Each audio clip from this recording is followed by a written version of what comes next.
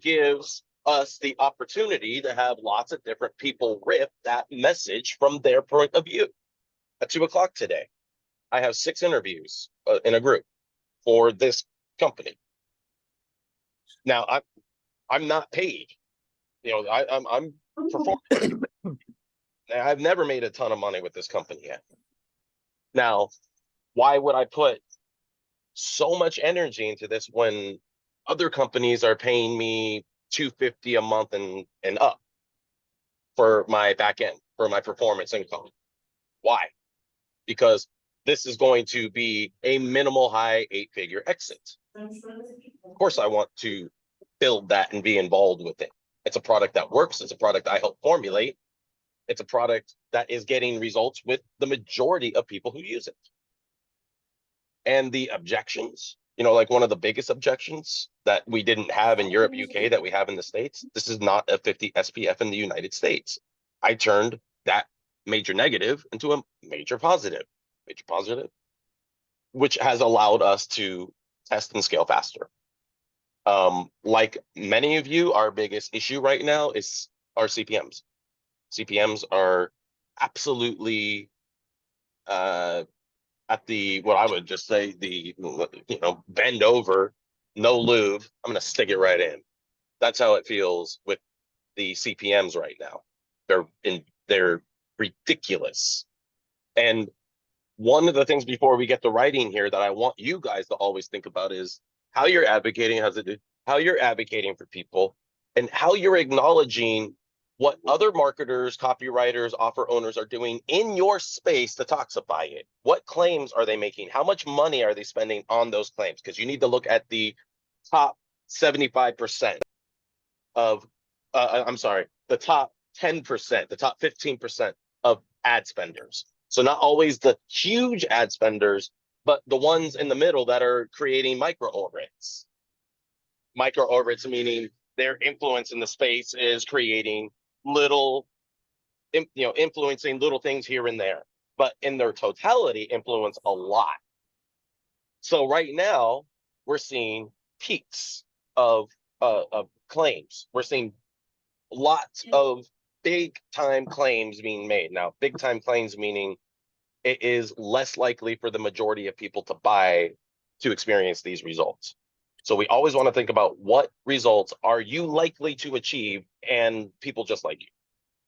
And that is converting better than the extreme claims or even lying, because the algo is inundated with cure claims, the skin healing claims, and in this case, financial claims are ridiculous right now because a lot of financial copywriters are having a hard time getting the same equity out of, the basic, here's an authority, here's the indicators this authority looks at, here's the results this authority has achieved with these indicators, here's the stories of other people who have used these very same indicators to get these results. And now you can too. That formula is old, tired, and will absolutely work until the end of time, but works way less for most people because it's white noise. So what's white noise? What are the big ad spenders doing? What's white noise? How much do you have your fingers on the pulse of what is going on, the stories people are telling about the problem we help them solve, and how we're going to get them to raise their hands to that, knowing what else is going on in the industry, in the market, in your niche.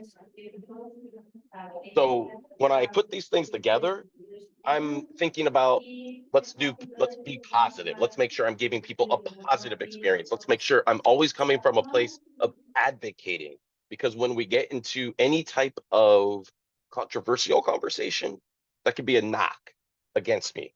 Facebook could be like, fuck you. You're done. Get away. But if I do it in a way that is, I'm here to empower you, then it actually creates more engagement on the platform. It keeps people on my videos longer on average. And again, when you're thinking about what dopamine hits you put in the front of your VSL, for instance, your commercial, whatever video advertising that you're running, You got to remember, if you give too much dopamine and they click premature clickage before you pre-qualify them, then you need to have multiple landers that can deal with all of the different types of people who click at different points when you don't know how much pre-qualification they're actually going to get before landing. Because ultimately, you want cart at top. You want that to be the winning top of fold because people are pre-qualified enough on average to become buyers the moment they land on the page because they're simply there to confirm bias. What you said is true.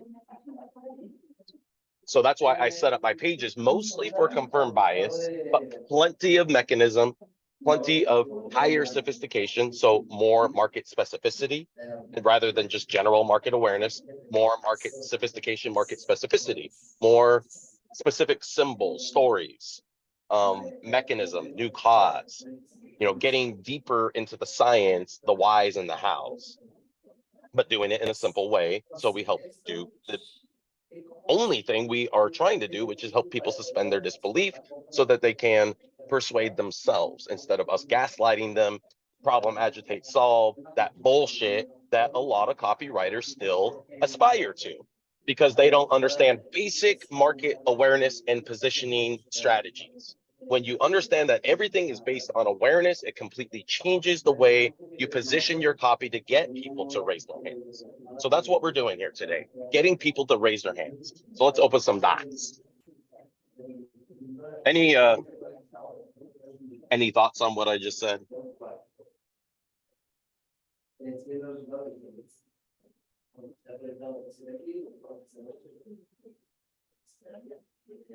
Let's see. Just remind me who submitted. I got you, Santos. Oh wait, that is a doc from yesterday. Okay, no. Brian, I got yours. Got yours, Randy. EK. Bronwyn. Let's roll those R's.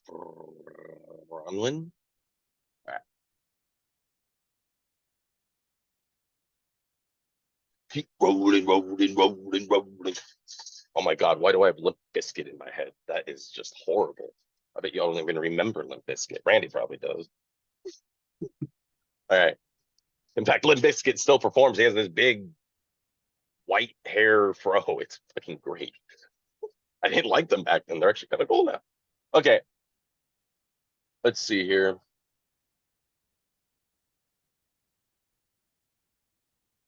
Is this you, Brian? That's me, Mark. Yeah. So just remind us what's going on here. So this is a automatic clients funnel. It's converting at 8% in the front end. Upsells aren't converting as well. I did have to dig into the book to find the mechanism. Eventually found it inside the book. The book, Oh, you the book froze is up mainly there about for a second. passive investment. It's not really on that trading. Okay, am I back? Yeah. So yeah, it's more about passive investing in general, and that could be a reason for the upsells not been taken because it's kind of like a awkward jump from how to create passive income streams to gain financial freedom to, an automated trade by this automated trading scanner. So anyway, the mechanism overall. What is an automated trading scanner? Explain that. Mm-hmm. So again, the mechanism isn't really fleshed out. I've been trying to talk to the guru to get details on that. I'm not sure. It's called Win the Fear, whereas the strategy in his book is called the Wheel. So I'm guessing that Win the Fear scanner is different than the Wheel, but I haven't been able to come across any information on their upsell or someone sent me a few little write-ups of what the Win the Fear was, but it didn't give me any kind of a background on, how it works. It's kind of like, yeah, it gives you the entry, exits, it gives you how to minimize the risks and so on and so forth, but it doesn't tell you like what is Win the Fear. I'm guessing it's something to do with market volatility. I'm guessing to do with something with It's an algorithm of some kind. Yeah. And that's very typical with financial offers. I mean, I wrote for financial offers Yeah. like that 10 plus years ago. Hmm. So there's nothing new there. If Yeah, yeah. the system, if the algorithm is taking into consideration indicators other algorithms aren't, you don't Hmm. need to spill the secret sauce. In fact, oftentimes telling people specifically what indicators and how it's measuring those indicators against each other to isolate your entries and exits into investments, that's extremely valuable when you can communicate it in a way that helps me understand why I'm making the wrong decisions in my entries and exits, why I'm not getting ROI, big time ROI on my investments, or even losing money because of getting in at the wrong time, getting out at the wrong time.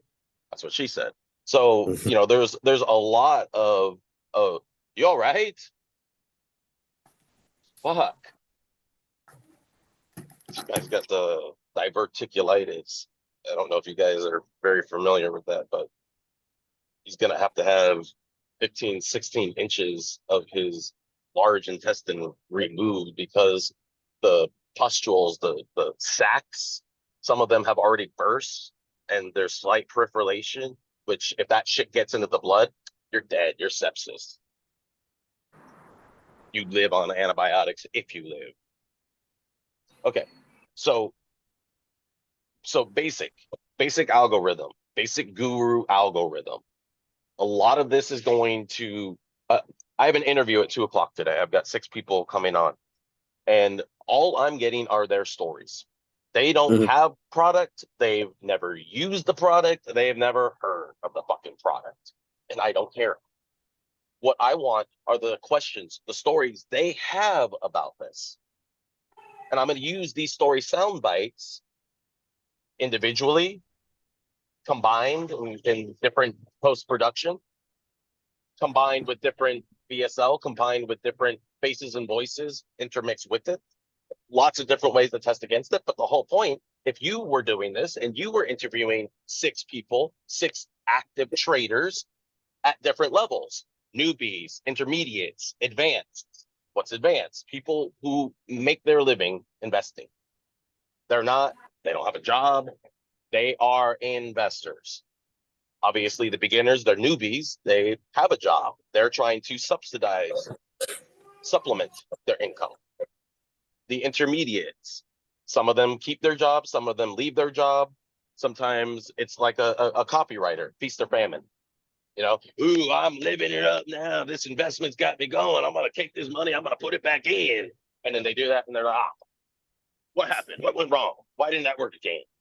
So there's different people telling different stories. So you want to get those archetypal stories. Those archetypal stories, Brian, are going to do so much of the heavy lifting instead of you writing, what if this algorithm could tell you exactly when to get into the most profitable investments and when exactly to get out so that you make the most money and never lose your investments. I'm going to show you Hmm. exactly how using these 3 indicators are going to change the way you look at every investment that comes across your desk, that comes across your laptop, your phone, wherever you're looking at these investments, you're going to be shocked by what you see that you couldn't see, right? So you lay it on thick. You give them the inference of mechanism. So you can do that, absolutely. And you can also say, here's Mark from Ashland, Oregon. I always got in at the wrong time. It's like I'm looking at all these investors. I'm looking at the indicators they're looking at. I'm studying those indicators. I'm trying to figure out what indicators they're reading to get to those indicators. And my mind is spinning. So I try to aggregate all of this data, all these numbers, and I try, looking at the news, looking at what's going on in politics, looking at what's going on in the economy. I'm trying to make my best next guesses on my investments. And I guess wrong 95% of the time. I've really lost the majority of my investment capital and I'm almost ready to give up. There's a story, Hmm. right? How many people are going to raise their hands to that versus you shoving the claims down my throat? It's like, let me shove my cock down your throat. Hmm. That's oftentimes what it feels like. when direct response copywriters feel the need to lay it on thick, when the Hmm. exact opposite is going to have a more cathartic release for these prospects. Because when you're chasing money like this, it is traumatic. I've done it. I've been in that position before I got into this business. 2002, 2003, 2004. I was I was on that rapid descent. Every decision I was making led me to being broke as fuck. And the idea that investing could get me anywhere, that that was gone. Now it's, how am I going to pay rent? So what stories are the people you're trying to help telling? And then you got your and these are archetypal stories. That's why I broke it down into those three segments. You can break it down way more than that, but based on those three awareness levels, I'm very easily able to figure out where they are and how I can reach them. Now, you not knowing the mechanism here is a big deal. I don't Hmm. write anything until I am clear on how I can mechanize that deeper core, that deeper reason why all of your investments fail. By the Hmm. way, the number one way I've discovered to invest is to have somebody else do it for you who really knows what they're doing, and just give them a budget and have them check in every once in a while. Sounds good. So the So mechanism, Mark, on the front end is selling put options and then selling covered calls. So it's kind of like a very low risk, conservative, income generating say that trade. again. 7-7 what?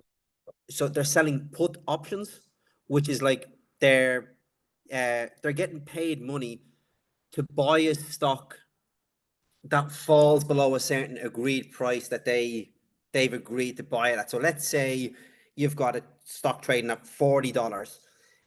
Well, you could call you could you could get money to buy that stock if it falls below, let's say 35. So let's say it falls to 34.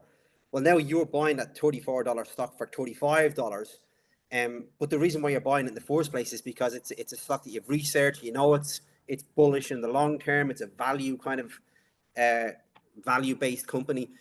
And then once you buy it, then you can sell covered calls, which is kind of the reverse, where you get money for someone where someone else can buy it if it rises above a certain price. And then once it rises above that certain price, you're getting a profit. Then you're getting income uh, from the investor, but you're also getting the profit from selling the stock then at a profit as well. But it's always generating income.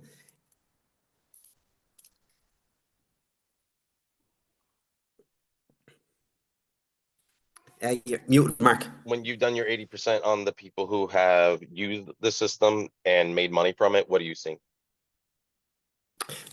Sorry. So when I do my When you're looking at so you got your guru, you've got some uh-huh. semblance of the mechanism, you've got the ability to sell people on being able to buy, utilizing these indicators, this information, being able to buy stocks below their market value. Hmm. So that right there is getting people in on something that's going to be pretty intriguing for them. It's also going to raise Hmm. a lot of red flags because, for newbie investors, how is it that I'm able to buy stock below market value? How do you overcome that objection? So there's a criteria that he uses, um, a number of different criteria. It's can be based on the dividends. It's based on the PE ratios. But this is basically telling him that this is a company that's going to grow in value over time. It's very similar to Warren Buffett, how Warren Buffett would invest. Um, so he's kind of looking at this as a long term play rather than, so if it does dip in value, it's still going to grow in the long term base. And I think there's like 5 criteria. He has PE ratio is one. Um, it's got to be profitable for at least 10 years, 5 years, and then a couple of other kind of factors that he uses to assess the stocks.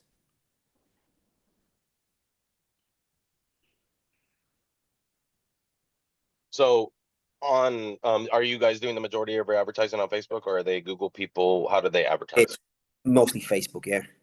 And later on, man, feel better. Um, how much have they spent on Facebook ads so far? Do you know? They're spending. Let me just double check that. I think they're spending around from 500 to 1,000 a day. For how long? I don't know exactly how long, but they've been So doing it. They've been doing this for at least a couple of months anyway. This as a AC was for 2 3 months. when I come into any company as a copywriter, Hmm. if that's what they're bringing me in for, I audit everything. I need to know what you're spending, how long you've been spending it on what ads, how you got to that creative, that positioning. I need to understand your thinking so that I can Hmm. deconstruct it and reconstruct it more effectively. Because if that's all they're spending right now, they're not doing well. Yeah. I mean, I spend more than that in the first day of most of my offers. Hmm. Um, so yeah, your job is getting them spending big time money. Do you know how much money they have the ability to spend on right now if you were able to help them convert? Have you gotten that budget? Have you gotten their vision for what it is they want to achieve with you through I your haven't. leadership? Why? No. Because my first call with them is on Friday, so I haven't really had a chance to speak to anyone. I've literally just been given the information that's in the doc. So I haven't really had a chance to sit down and have a chat with the owner. I've been dealing with a kind of a middleman, and the first call is on Friday where we're going to, go through a lot of that. Randy, when you go into a company, what do you look for? What do you ask for? What do you require from them to do business? You're muted. I always ask for, obviously what they've done before, what's worked, what hasn't worked. I want to know, obviously, I do a lot of supplements, so it's always, I want to know the ingredients. I want to know all the research they have on it, angles they've tried, mechanisms they've used, testimonials. How much time do you guys spend talking about the accounts, the pixels, how they're buying media, what their media strategies are, and how they got to that strategy, why they're utilizing that strategy, and what else they've tried above and beyond that? How much do you guys spend? Honestly, not enough, not as much as I probably should be. That's one of the things I'm trying to work on. I haven't gotten, to be honest, I haven't gotten involved a lot of times in their traffic, which is a mistake. Yeah. Because sometimes I finish a VSL and then I hear it doesn't do well, but then I dig into what they did and it's like, no wonder the traffic and, or they do it with email marketing. I get the emails and they suck. I mean, so. Yeah, there's a company, a supplement company from Europe going around talking with a lot of copywriters. They reached out to me and actually just made me a straight up offer that I turned down. Um, so they've sold a lot, but their products are white label. So when I audited the supplements themselves, and then looked at what you were talking about, like testimonials, what ads, what are people saying in the ads, and they've gotten a mix, a substantial mix of results doing this, but their biggest problem are refunds, chargebacks, to the point where they've had to switch payment processors multiple times and are really struggling to maintain a payment processor in the United States. So when I audited their stuff, it's non-compliant. So they're in Europe and they're running very non-compliant copy. In Europe, the regulatory bodies for Facebook advertising tend to be a lot more stringent, more anal, more on you. And so the fact that they've gotten away with it and are now a $100+ million company shocks me. But when we sat down to talk and I took a look at their infrastructure, they were black hatting most shit because they didn't know how to run compliant copy and still convert.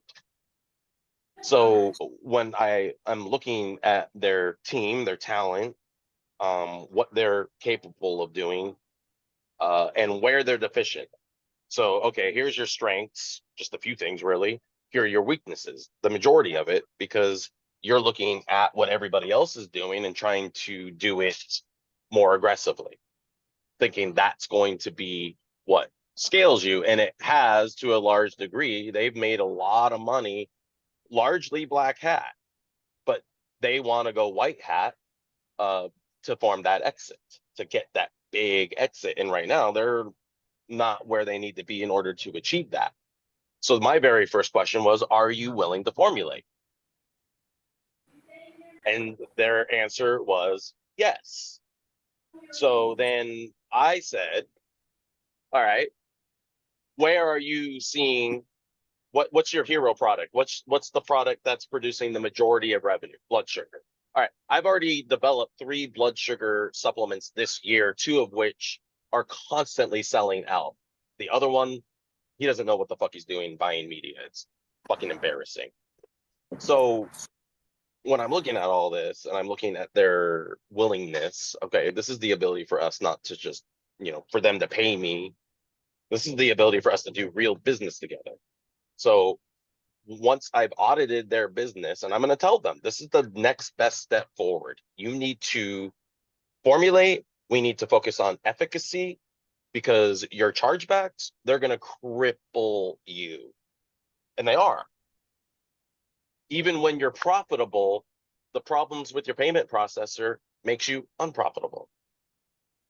So when you look at a company, you've got to see not just what they're doing and why, but how their practices are either ushering them towards or resisting the goals, the achievements they want with their current strategies. That's our job, to be able to isolate all of that and to have our fingers on the pulse of it. So now, I've already I wrote them just a 1-page proposal, very freaking simple. Here's what I would do: formulate. We would need another formulation, one more, and then we can utilize your other best supplement that will also fit in for the third product in the funnel. Got it. They very open to it. So I proposed $100K up front to write multiple user experiences, UX. So these ads to this LP, these ads to this, and then how they can cross-pollinate with all the different types of real estate, all the different openings of our VSLs, all the different openings of our primary copy. So they're seeing how they're going to be able to test faster, more effectively than they ever have before, and do it compliantly. So when I ask these questions, Brian, Randy, I'm doing it because part of our 80% is understanding the dynamics in a company, the dynamics of an owner, how that owner affects the people on their team, how that team shows up for that owner. Are the people on this team the best people to achieve these goals? You got to audit that.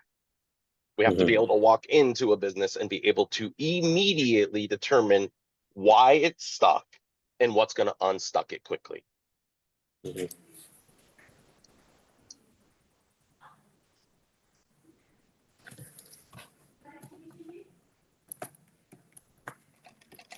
Okay, so the essence is investing like the cream of the crop, like the people you swear have insider information, but it can never be proven. They're that good. That is, to me, the essence of what we're seeing here. Now, in the financial space, the newbies are what archetype? The newbies would mostly be, the busy professional that's looking to make a little bit of money in the stock market and probably dip their toes in and got absolutely burned by the market, because they didn't know really how they were looking at candlesticks and chart analysis and couldn't really keep up with it. So the emotions kicked in and they're getting, greedy and fearful. And end up losing a So fortune. based on lots of interviews, there is a small percentage of newbie investors that are getting into it just to supplement their income a little bit, sprinkle some salt on their bank account, season it up. The majority are people who are desperate. They need to get rich quick. That's they're constantly going from one thing to the next, trying to figure out how to make the most money they can, get out. It's like the heist of the century. My mother Mhm. is this archetype, was this archetype. She did all of the network marketing, MLM BS. She did. I remember just before she got Alzheimer's, her scam was buying dinars, Iraqi dinars, because they're going to be worth, the number one currency in the world. Everybody was talking about that. It was total bullshit. If you knew the indicators they were looking at were all based on bad intel. And so that's what we do. We look at these hypey investments rather than the investments you've probably never heard of, companies and concepts, technology you've never heard of. And that's what rich people do. They're aware of the newest innovations and the keystones, the cornerstones of investments, the investments, the stocks, the companies, the corporations that are constantly growing, constantly showing growth. And if you can get in just a little below market value, the amount of profit that you can make and then create exponential profits is huge. Exponential profits meaning once you make a little, you can reinvest that here. Make a little, reinvest. And to show them also how to do that, maybe create a lead mag. Here's how to grow your investment the fastest while making sure that you're never ever gambling. And that is another having done lots of these.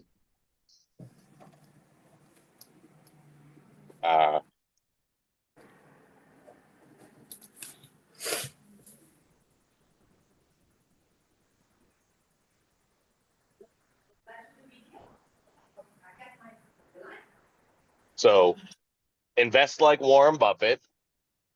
In other words, having the glasses to see what I have never seen but has always been right in front of me. You've given me the ability to see. There's a movie documentary called What the Bleep Do We Know? You guys ever heard of it? Yeah, I my mother actually knew John Wheeler, who had the quote, "There is no out there, out there." Uh, the idea that in quantum physics, everything is created in here, out there. I forgot where I was going with that. Hold on. Oh, talking about the endless possibilities of the field and how it can be overwhelming. How we're constantly distracted, especially with scarcity and fear. We're all, especially newer investors, are coming from scarcity and fear. So how are you going to show them the path of least resistance to these possibilities? That you, from this step, can absolutely go here or here, and here's why you're going to be able to go here. That's the mechanism. So what starts here, the peak of the investment awareness for newbies. This is a lot of low-hanging fruit. This is your constant, evergreen churning of new prospects coming into a marketplace. Because why? Let's take here in the United States. Where do they run traffic? Is this worldwide? Do they run mostly in the States? Mostly in the States, a little bit in Europe as well. Okay, well, that's a very big difference in terms of positioning possibilities. So, for instance, what's going on here in the States right now that's affecting everybody? Inflation. So the money you're making, you're getting paid less, and the money you're making's going nowhere anymore. You want to go to the store and get some groceries? Well, you're going to pay $100+ for basically 5 things. Remember when you could?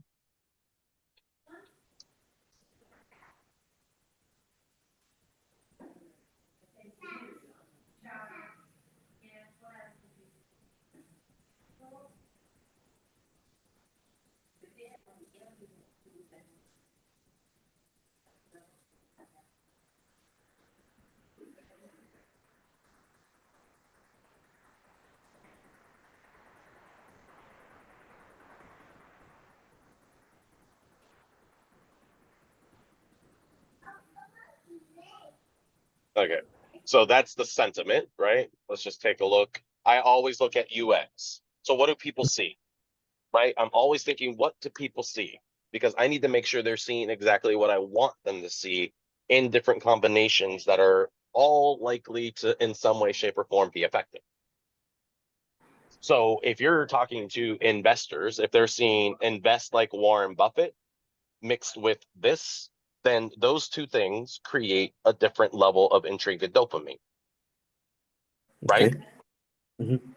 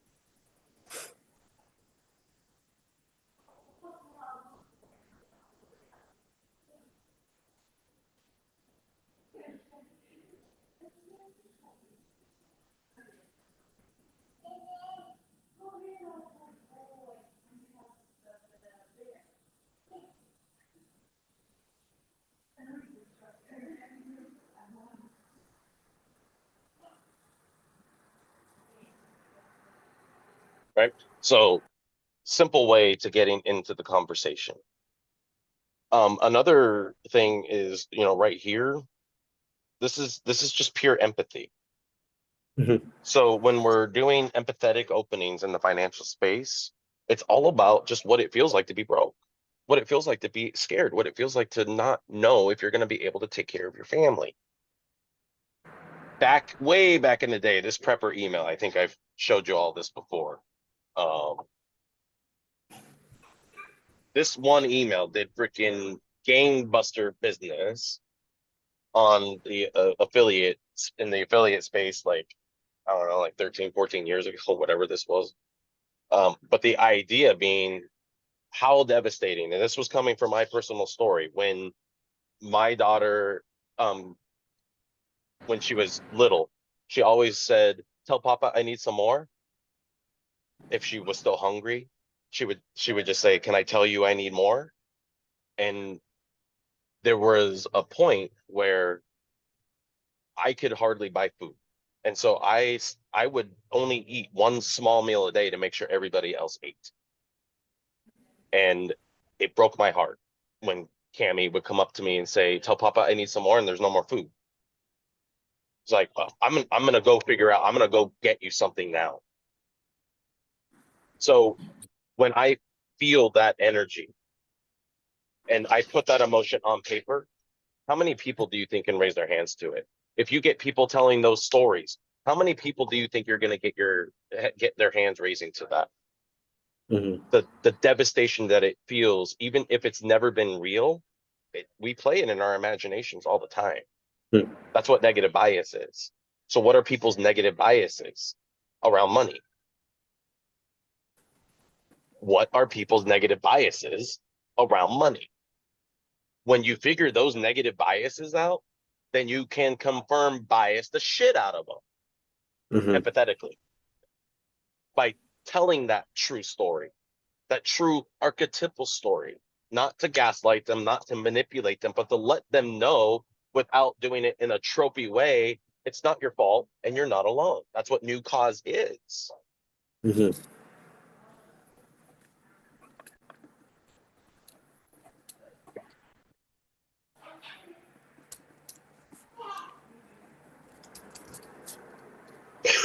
Yeah, Santos, the crystal ball idea. What if you can see into the future of the stock market? Every investor dreams of having that ability. Like Michael J. Fox in Back to the Future Part 2, when he got the sports almanac and was able to bet on, the World Series, the Super Bowl, NHL, was able to make all that money because he knew exactly who was going to win without a doubt. What if you could have that same ability in your investments? The big one here, Mark, as well, is that if the stock goes up, so you've agreed to buy the stock at a lower price, but if that stock rises, you still keep a premium. So because you call the put option, so the put option on it, you still get paid if that stock goes up. You don't buy Yep. the stock, but you still get the cash. If the stock stays the same, well, you might get the stock at a discount, or you might keep the cash. But if it goes down, now you've got the cash plus you've got a discounted stock. So it's like no matter what way that stock goes, Aren't you just you're talking getting. about futures? This is put options and selling put options. Yeah. Okay. Mhm. So, absolutely. The so when before I started investing, and in fact, it was a friend of mine who comes over to smoke with me. Weed, smoke lots of weed, and he's like, What investments do you have going?" And I was like, "Investments? Yeah. How are you growing your money?" Well, I don't touch it. But is your money working for you? I don't know. Am I supposed to pay it in a salary or something? And he was like, "No, you need to have that money constantly working for you." Well, I'm not an investor and I don't have the time. I do the day trading market, here and there, the Russell Index, the S&P, and I do well sometimes when I have the energy to do my research, just like a copywriter, do my 80% so I know what and why, when to get in, when to get out. Okay. Well, you need to have somebody who knows what they're doing do this for you. So then I started talking with different investors, and I started asking them, "What do you do? How do you do this? How do you respond to this?" And it was just like, oh my God, the majority of people have no idea what they're doing. They're not far above where I am as a brand new person into investments. Because once you understand the basic shit, you can start asking better questions. And Mhm. but the problem with that is what are the real answers? And that's where you get to enter the conversation at that peak of relevance is, yes, there is a right and wrong way to invest. If you do it like this, you're virtually guaranteed to lose all of your investment capital. If you do it like this, you're mitigating almost any risk of losing your investment capital. So, and you can say that, you can frame that in lots of different ways. Once you get the mechanism, then we'll be able to isolate a much more specific, deeper core, Mhm. because that mechanism will be able to speak directly to it as the antithesis to create that full spectrum value proposition. But right now, you need to be thinking about the archetypal stories people are telling about the problem you can help them solve at least three different levels: newbie, intermediate, advanced investors. Newbies, supplementing my income, trying to have a little more money to buy food, to go on vacation, to have some dignity back in my life. Remember, it feels indignant to spend all of our time for money, and the money we get isn't enough to pay the bills. That feels indignant. Mhm. We feel like we failed. We shame ourselves for not making more, for not having the ability to make more. You know, you're starving because of me, because I didn't ask better questions. So empathize with that. There's so Mhm. much emotion there. For those intermediates, they're looking for, they still got that parking brake, that e-brake on. You're helping them take that e-brake off by confirm biasing. These directions are the only directions you need to go, and here's why. And here's what other people have done by doing it. Get them onto the lander, boom. What's the barrier to entry?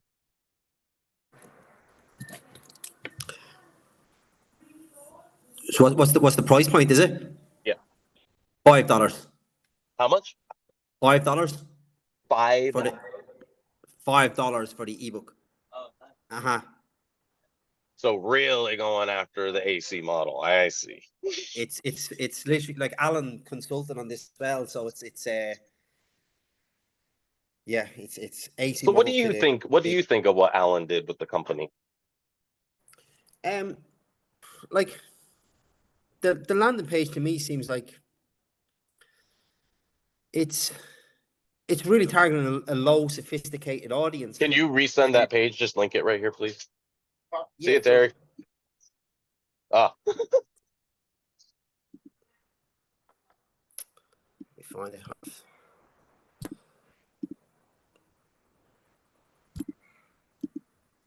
and Randy, you're next.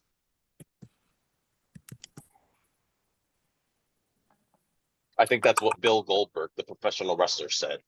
You're next. There it is, there, Mark. Okay. So it's kind of starting off with imagine and painting the perfect life. So Of this is going towards newbies. yeah. Do you know if they have any higher sophistication, any other positioning, They or is don't this know. it? That's it. Did you or have you talked about writing them a brand new VSL and LP, or do they just want you to do the ads to send to this LP? They specifically mentioned that they would like a new VSL here on the landing page. Yeah. This feels like something I wrote, or a lot of the older directory sponsors wrote 10 plus years ago. Mhm. Uh, do you guys remember Stansberry, Obama third term? Mhm. No? Randy, do you know that one? Yeah. Yeah. So Porter Stansberry and Aaron Brabham was the main copywriter, wrote Obama third term. So the whole concept of the Obama third term was America's going to be in a new golden age as a result of fracking. Fracking is going to make America the number one oil exporter, which is actually true now. I think it's still true. Let me actually, well, it doesn't matter. Um, and so it was the abundance from fracking that was going to make Americans demand Obama be elected for a third term. I remember when somebody told me that, I was like, what Americans are pining for Obama to get a third term? I am not seeing it. So when I watched it for the very first time, when it was a brand new VSL, I was drawn into it. I thought, oh wow, this is really good writing. This is really good execution on the voiceover. Felt real natural, really authoritative. Um, it didn't feel like I was being sold, because the deeper core they reached, they weren't telling me to invest in fracking. They were telling us to invest in the companies that create the infrastructure to make fracking possible. And so you're not investing in oil, you're investing in infrastructure. And that VSL went from doing 0 conversions. The original version of it did not convert. So Aaron told me about the story. He's over in Baltimore at Porter's house at a party, and they were talking about, that it isn't converting, and, what are they going to do? And then Porter disappears for 20 minutes, comes back out and rewrote the lead. So, like, I think it was like the first page or page and a half, something like that. And that became the lead that made the $1 billion profits. That VSL did over $1 billion total on cold traffic. So that's amazing. That was one of the first juggernaut offers on the internet. That's why I bring it up. And that's why, it's like, but then I look at like Aaron Brabham, he's living a decent life as a copywriter, but it did not make him as rich as it should have. Believe you me. So don't do that. Make sure that when you do this, as the copywriter, you're, getting your toes dipped in the water. But once you start performing, you need to talk about how you're going to make real money together. And that's performance income. This is a performance income dream. In terms of the copy in the page itself, again, this reads very BizOppy. This is the BizOppification of stock trading. Would you agree with that? Yeah. Yeah, this is BizOpp. So knowing that, and knowing that Facebook does not like it, doesn't like BizOpp copy, then keep this at that empathetic level that we talked about. That you're, the sharing of stories. So yeah, you want to have copy that is,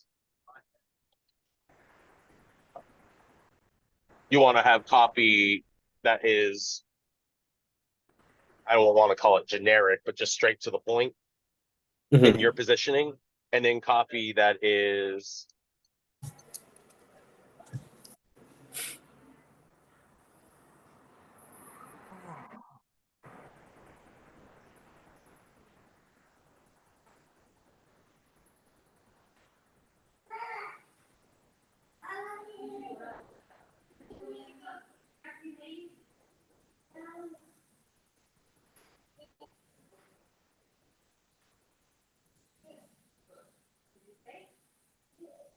what did I see?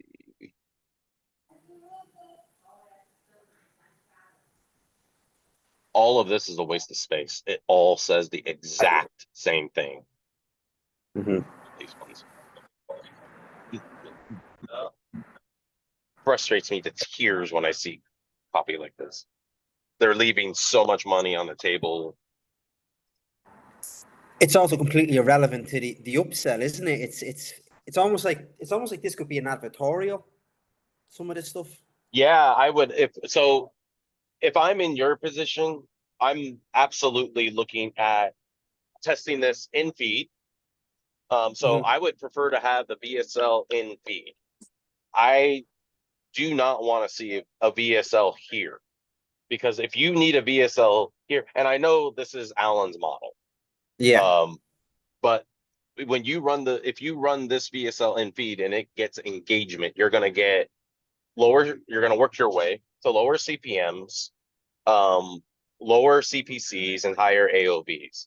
Why? Well, number one, when you keep people on the Facebook platform longer, Facebook is going to reward you for that in some way, shape, or form. They want people having a positive experience on the platform. So think when you interview the authority, are you willing to be on camera? Can I script you? Can I put words in your mouth? Can I bullet point you?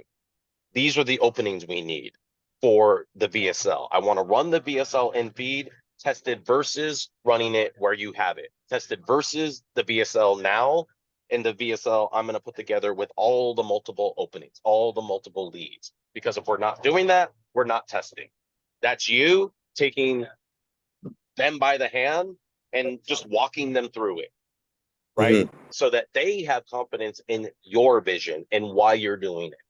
If you give them that very clear why, and then say, I would love, I don't know what you're getting paid. I don't know what your deliverables are. And obviously you don't want to propose anything that is outside of what you've already been paid for, but you can tell them your vision. Once we get here, here's what I want to do. I want to be able to test advertorials and sales tutorials, longer form advertorials that can actually close the sale on the page and not even send them to an AC model LP like this. Kind of shocked that Alan, did he have any say in the copy? Do you know? Or He would was have. it? I don't think he wrote the copy, but he would have consulted on it because the guys that wrote it were in FF, so they were getting direct I mean, this feedback is like from. generic MMO copy 101. There's Yeah, and this is at the top of page. And And this, you know, can create just as much of a backlash as a hand raising because it's so white noise, because it's so tropey. Getting people who have any market sophistication at all, they're going to see right through it. People who are so skeptical about getting rich quick, they want to, but they don't believe any of them will actually work. That will trigger them. So knowing that, you want to also be able to at least come forth with different options for the top of real estate to create different congruent UX. Yes. Yeah. When are you interviewing them? Tomorrow. Let's set something up for a one-on-one so that we can unpack all of that and start writing the copy once you get that. When you interview them, make sure and talk about all the things and ask the questions that I just did. Yeah, sure. Does that help? Well, and we'll obviously break it down way more once you get that interview. But does that help? Sure. That's perfect, Mark. Brilliant, yeah. Thanks.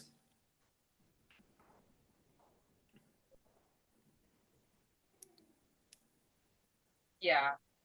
Yeah, I asked my coworker. She said she could give me a room. Relaxium. Whose is this?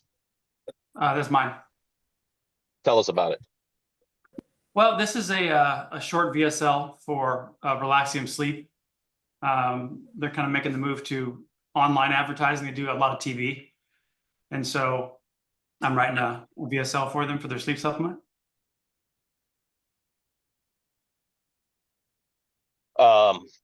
I just formulated a sleep supplement. Fantastic market, constantly evergreen, lots of different reasons why people can't sleep. Yeah. What in your research, what is the deeper core here? What's the deeper reason why I can't sleep? Well, the mechanism that I went with was essentially, modern life, but I called it melatonin block, and basically it's this compilation of external factors like blue light, EMFs, food additives, stress, all the things that we deal with every day.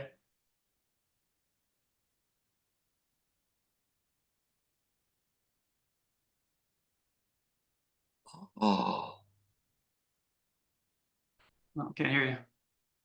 This page right now is they just started running it.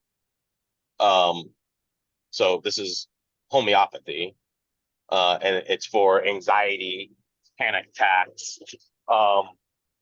Some of the ads we're running right now are insomnia based, because when the GABA neurotransmitter is excited, that's what it sounds like a metrodome. The metrodome's too fast. When GABA is properly restored, it sounds like this. So the excited nervous system is the reason why you can't fall and stay asleep. Are you taking melatonin? You can have melatonin positioning. What's wrong with synthetic melatonin, and why is that a symbol on the Facebook ad side you want to bring up?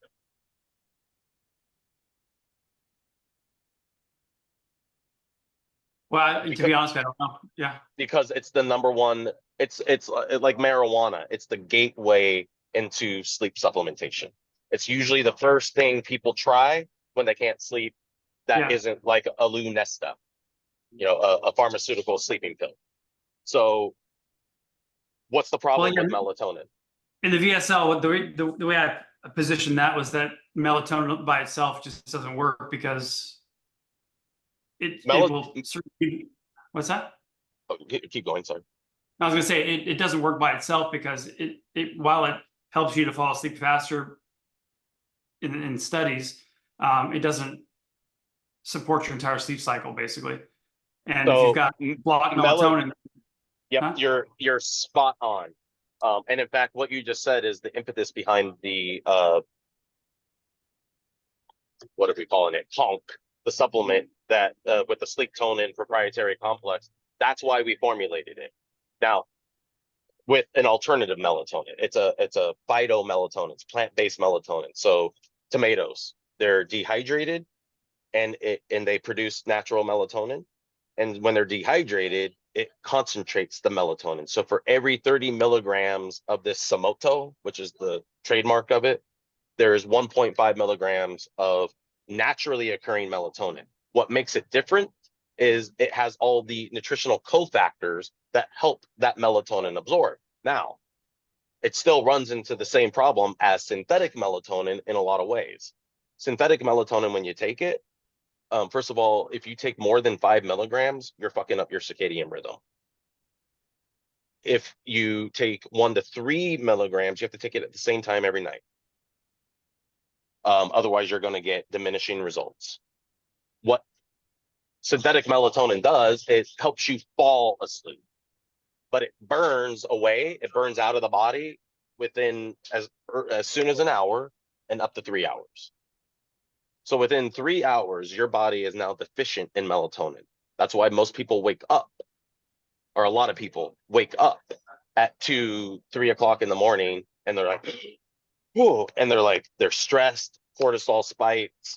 That's because they ran out of melatonin and their brain isn't producing melatonin. When you supplement with melatonin, with synthetic melatonin, your what is it, the penile, or there's the pituitary. Yeah, stops producing it. It actually calcifies, hardens. So it won't produce it on its own anymore. It's the same idea with if you're writing in the male ED market. All of the, not all, the majority of TRT, of testosterone replacement treatment therapy, prevents the pituitary gland from producing luteinizing hormone. The luteinizing hormone is what goes from the brain to the testes and tells the testes to produce testosterone. So when you bypass the production of luteinizing hormone that gets communicated to the balls, then and goes straight from, like if you get the pellets, it just goes straight there. So this shuts down. And then what happens is men's testicles shrink because the lack of luteinizing hormone, which also creates volume when you climax. So the more luteinizing hormone, the more volume you're going to have when you come. The less luteinizing hormone, the less volume you have when you come, which also makes it way less pleasurable, right? So it's the very same thing with the melatonin conversation, melatonin being a symbol, a high awareness symbol. So when we were talking about in one of the last, I think even yesterday, Russ, he owns Infinite Age, a supplement company, CMOS. And he was talking about using Ozempic, using whatever lisinopril for the blood pressure conversation, that those ads using those symbols are their highest performers. I got him using the Ozempic positioning over a year ago, and it's still working. Why? Because Ozempic is guaranteed to make you lose weight. And that's the problem. That's also the positioning I use for this VSL, which I don't know if it's still crushing it because I don't talk to the guy. But holy shit, was it converting. If I can find it.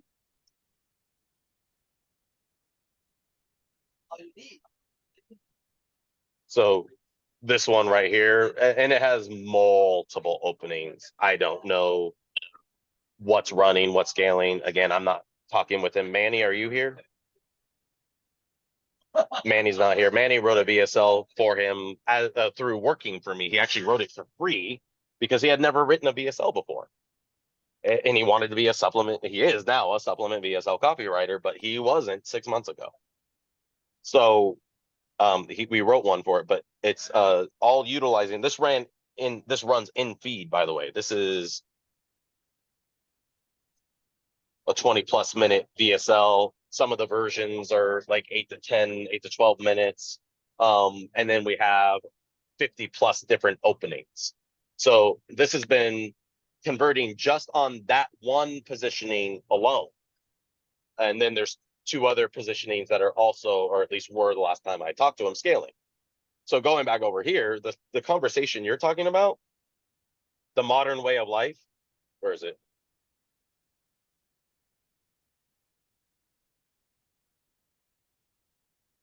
Ah.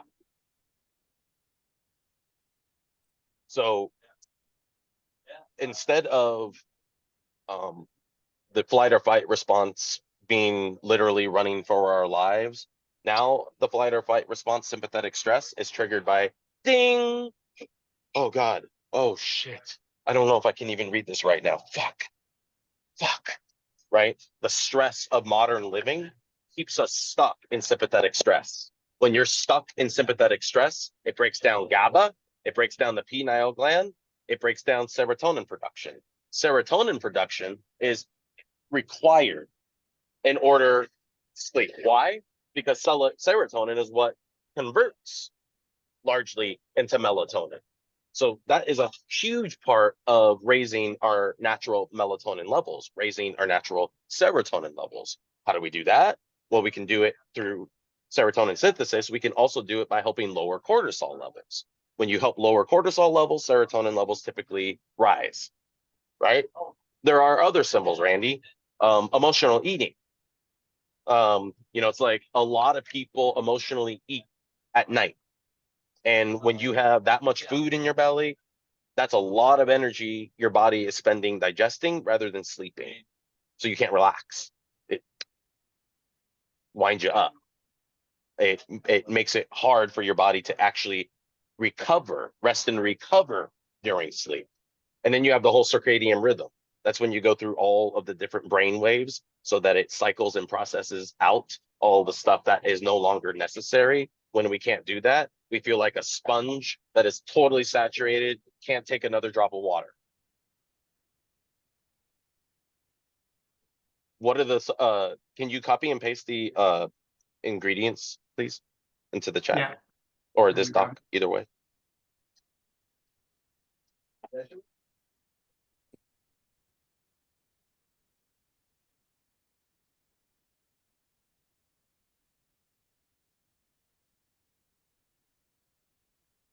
What do you guys think about sleep? Does anybody have sleeping issues?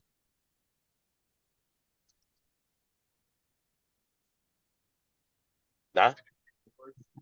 God bless, no.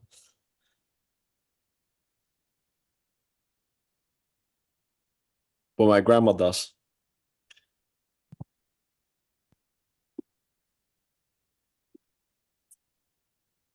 So right here, Randy, melatonin is harming our sleep.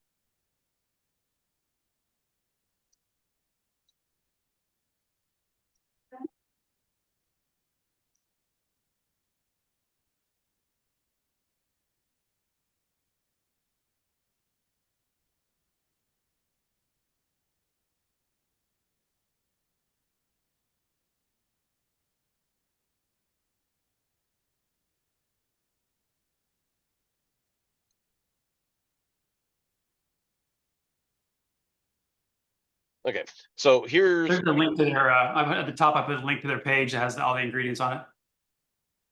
where'd you put it? At the very top. Oh, my page. I'm not on your page. Oh, sorry.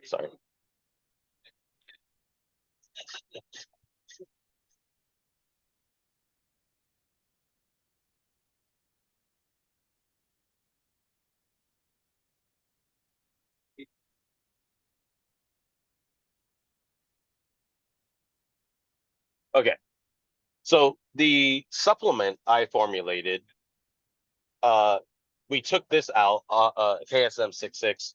Never use ashwagandha extract. It's the cheapest form of ashwagandha, the least bioavailable form, the worst raw material, and typically very heat processed. KSM 66 Shodan, those types of ashwagandha are much more bioavailable and much more effective in their adaptogenic mechanism. So that's why we put ashwagandha into sleep supplements, is it helps regulate the cortisol. Yeah. Right? That's it. If we're hyped, it brings it down. If we're low, it brings our ATP energy levels back up. By proxy, not directly. Magnesium glycinate, I also formulated in in conch. Now 100 milligrams is not a therapeutic dose. I have 250 milligrams per 2 capsule serving.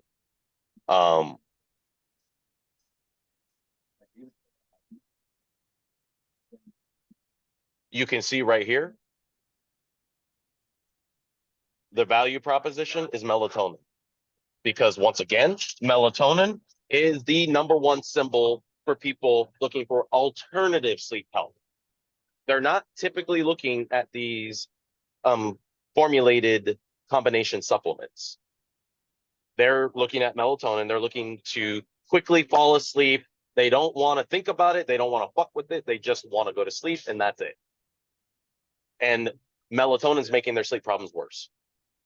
It's also the reason why you wake up in the middle of the night, stressed, cortisol out, stress sweat is another symbol. If you got stress sweat, you probably can't sleep at night.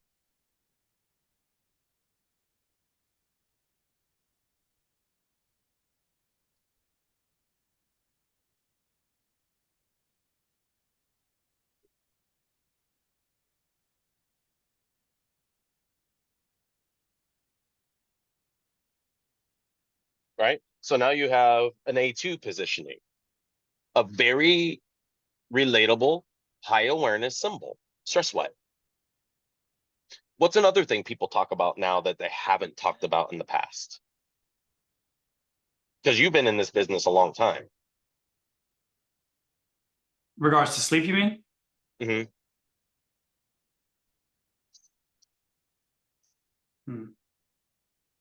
Trying to think of some of the things I found. Mental health. Mental health Well, is something that we never talked about. yeah, we talk. I mean, in this VSL, I talk a lot about the brain. I found some. Yeah. It said one night of sleep. One night of sleep ages your brain by 2 years, and Yep. okay. Mental health deteriorates our psyche. You know, when we talk about breaking the psyche, that's what a lack of sleep can do. I've been an insomniac since I was 9 years old. I have I have tinnitus. I just developed tinnitus in the last week.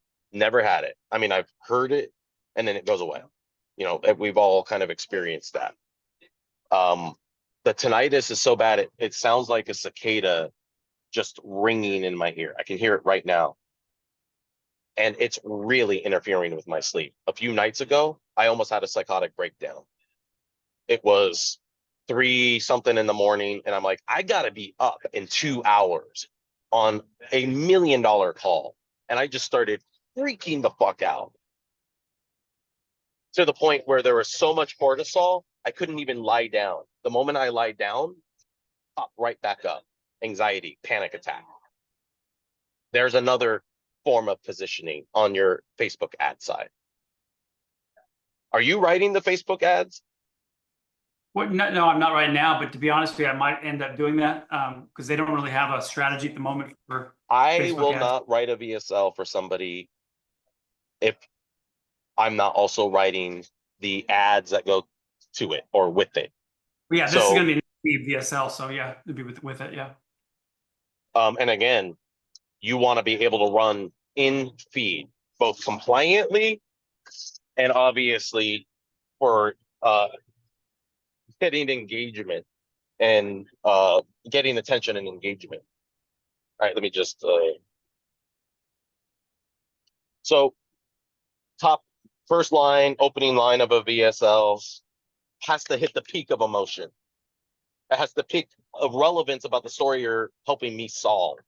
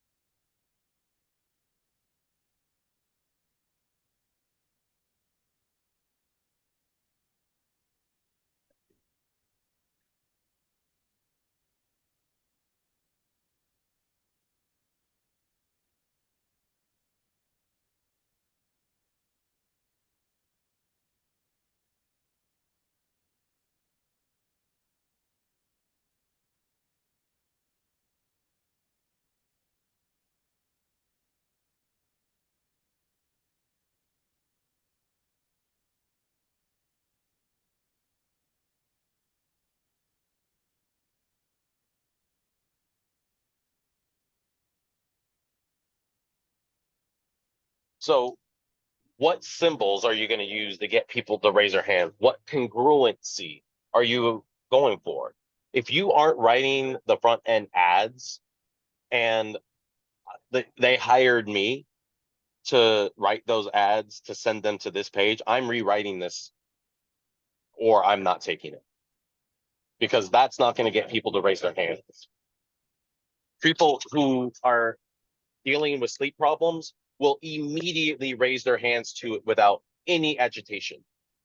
Give me the soundbite, the story, the reason why I can't sleep. I already know I can't sleep. I already know it's fucking my life up. Tell me why. Isn't that what the Backstreet Boys asked? So that's what we're always going for, right? So let me just look at the ingredients again. What is this? Is this supposed to be a special form of valerian root? Yeah, well, it's their little blend they got trademarked. It's valerian root and hops. So I also have valerian root and hops in my formula. What is the main reason for valerian and hops in any sleep supplement? What's its purpose? What's its mechanism? I gotta look at it. Let me see where that is. GABA. Yeah, So that's we're right. dealing Yeah. we're dealing with GABA. We're helping repair the GABA neurotransmitter because right now it's excited. And as long as it's doing this, you can't sleep. I've utilized that metrodome sound in multiple sleep VSLs and have done really well because it perfectly describes why you can't sleep, why that excited, stressed, kind of like devastation.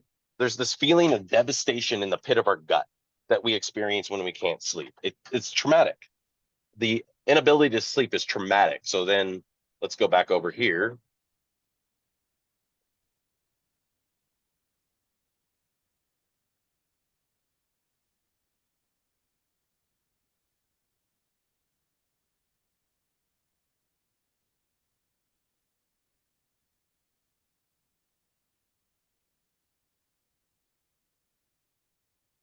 So you're talking about the brain in this.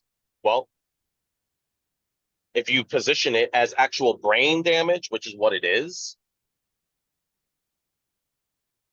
this is interesting.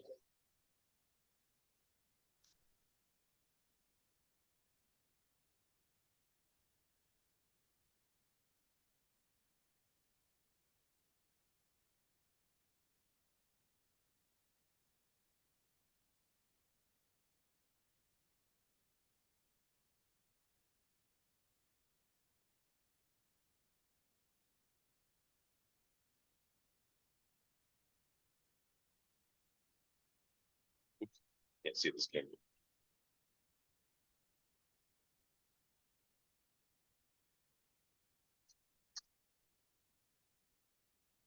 Oh, come on.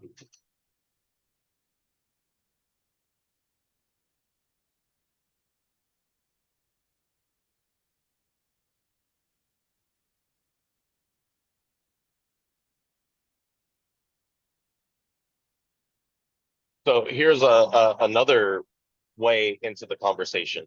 So when we're dealing with cortisol, that cortisol creates inflammation. That inflammation breaks down the blood-brain barrier. The blood-brain barrier is like the gut wall. So when we talk about leaky gut, that's when the epithelial gut wall, which is naturally permeable, just like the blood-brain barrier, gets too big of holes. And so all the shit we don't want getting into our blood, like sugar, gets into our blood. Well, when cortisol and the inflammation from cortisol, from a lack of sleep causes inflammation. Did you know a lack of sleep is actually causing brain damage? That is a line that I've used in ads that have gotten massive raising, and there's nothing proprietary about that positioning. It's just real. So being able to say that isn't swiping, it's giving people the real. It's the real advocating. If you were to say this, knowing this and knowing that you're focusing on the brain, that's what you told me. I haven't looked at it in the BSL yet. I get a photo of it.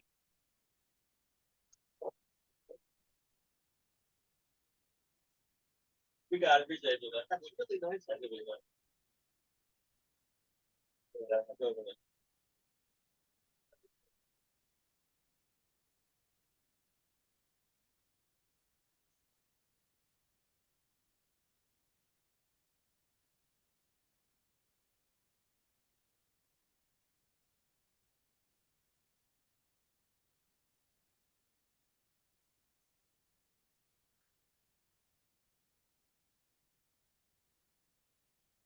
So right here, we're inferring the leaky brain. We're inferring that we can never relax if our brain is literally marinating in cortisol.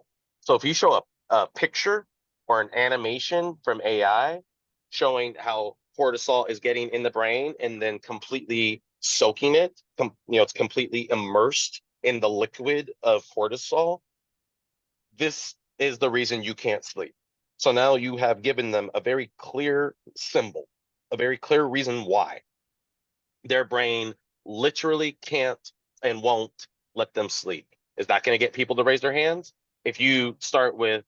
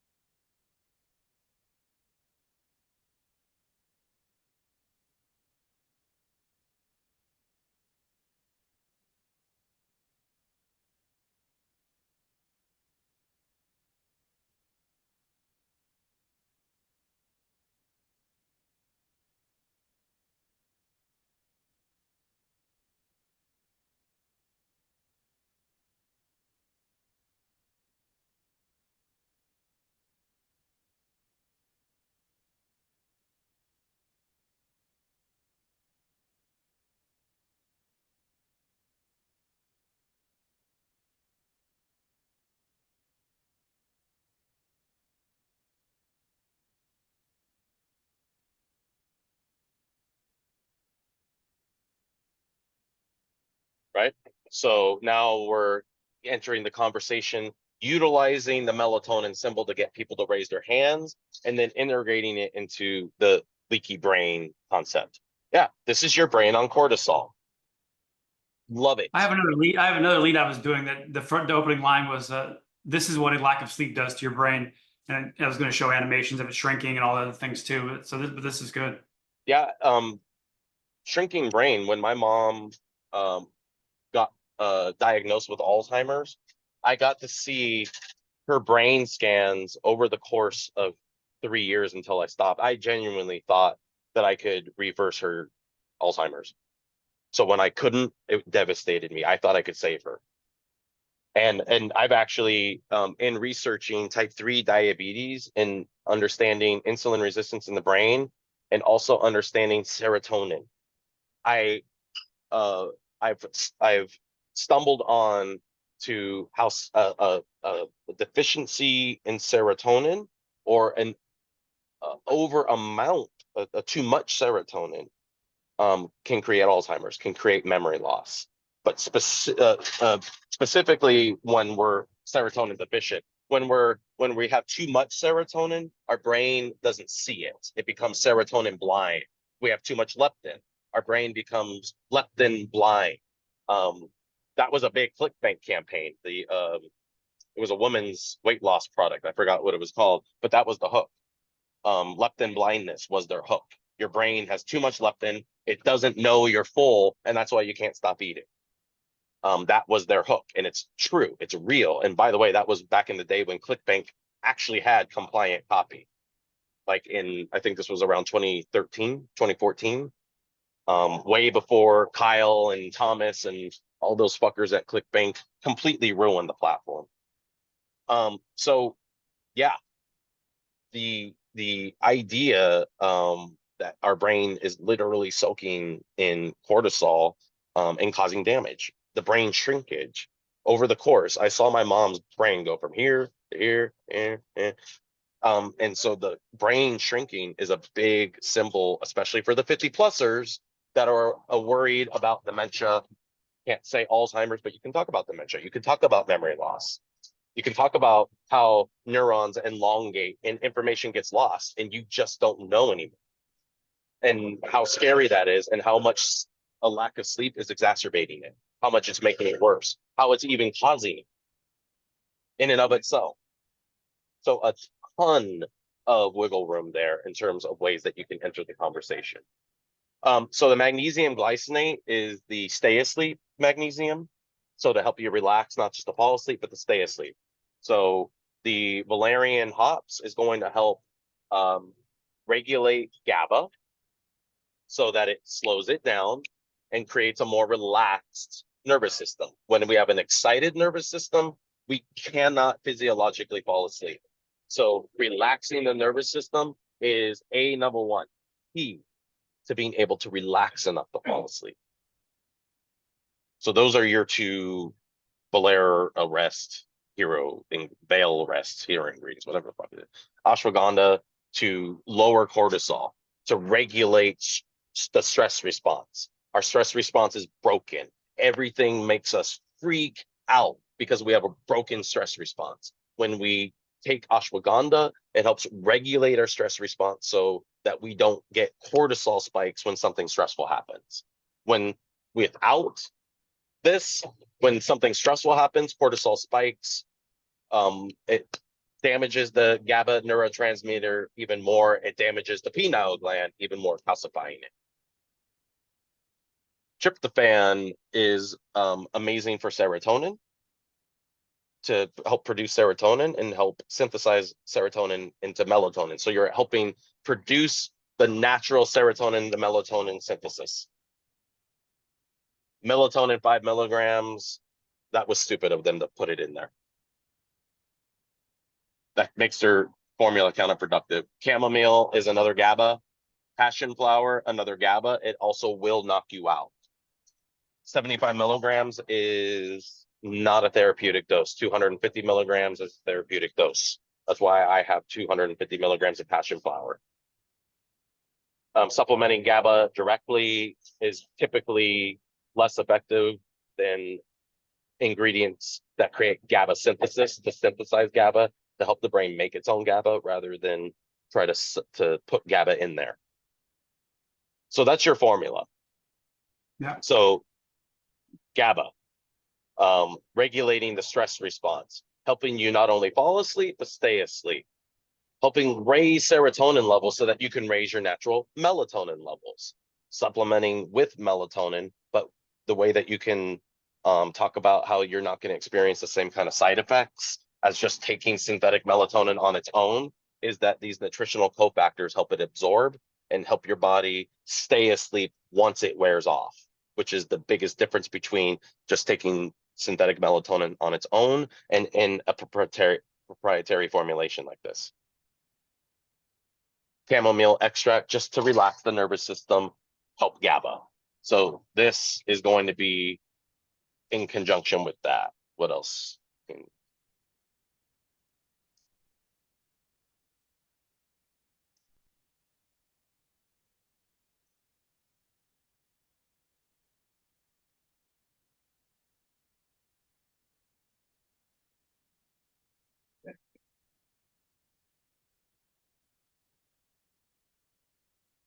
Yeah, epinephrine. So you have, look for your direct mechanisms for how these ingredients are achieving the claims we're making now. So if you get your,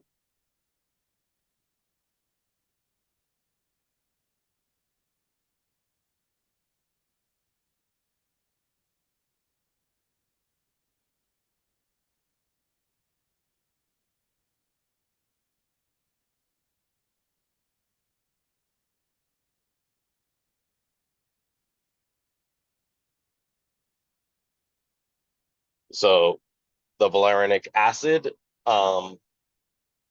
inhibit the breakdown of GABA. So we're actually just, like helping support GABA, like holding a baby, making sure it's safe and taken care of.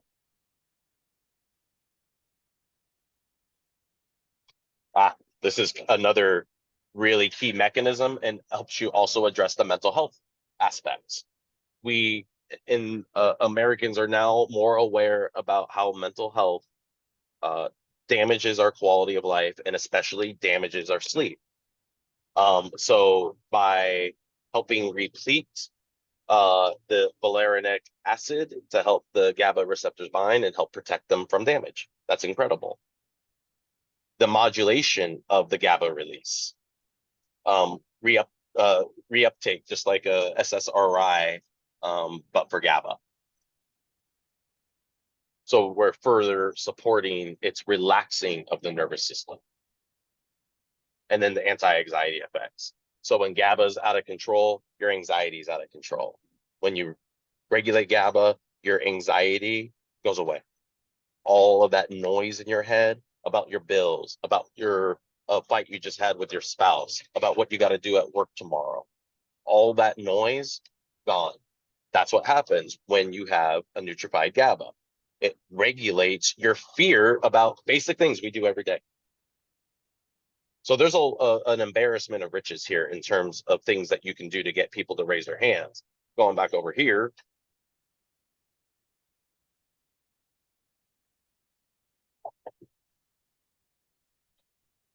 Sorry.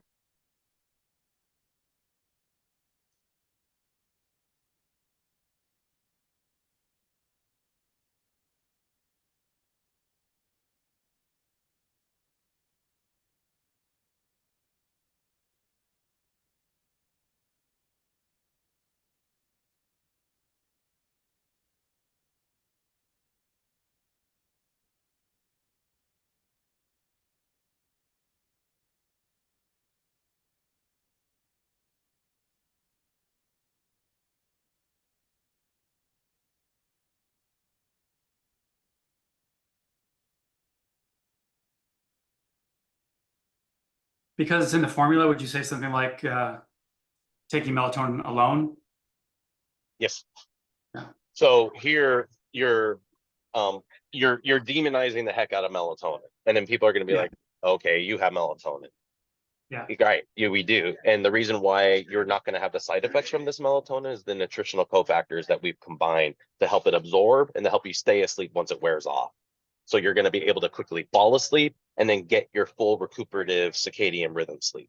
You're going to go through all of the things that your body needs to go through in order to repair and replenish and let go of the stress from yesterday, to process it out. We process subconscious stuff in our REM sleep.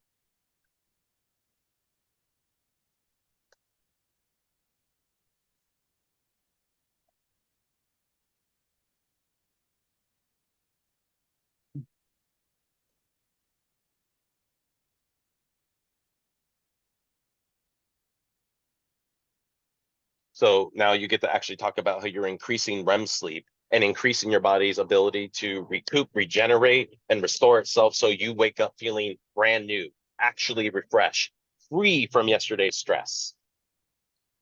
How is that going to help you sleep over time? That's amazing. There's, again, an embarrassment of riches here in terms of creativity that you can get to use to get people to raise their hands. Roman, love it. That's a really good piece of copy that is in perfect alignment with the positioning. Boom. That's good.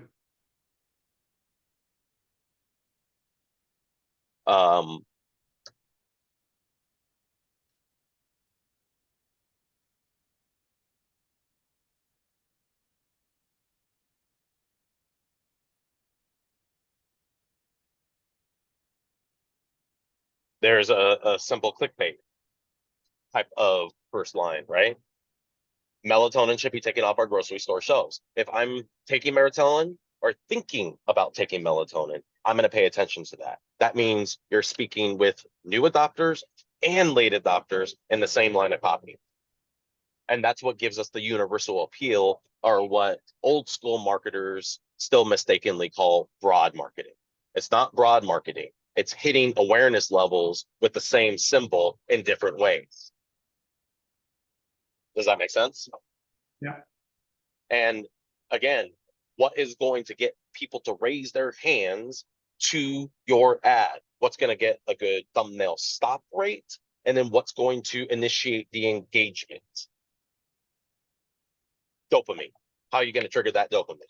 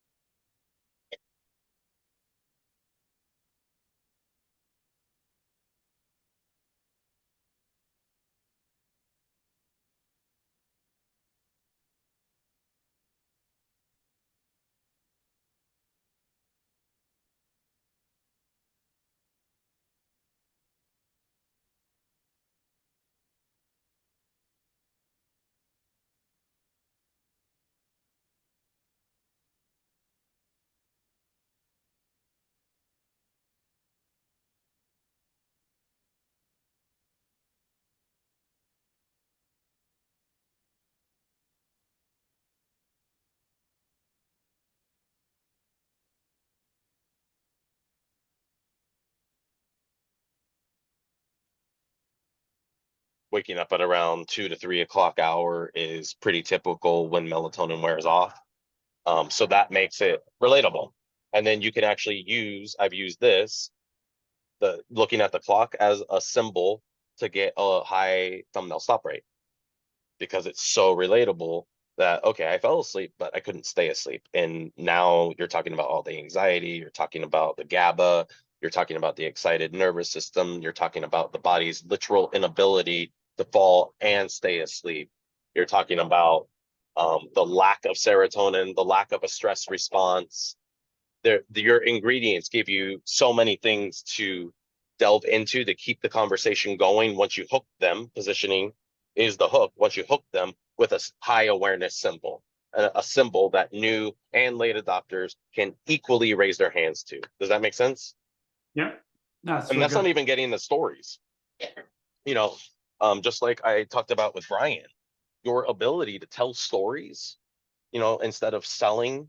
So starting out, telling a story based version, like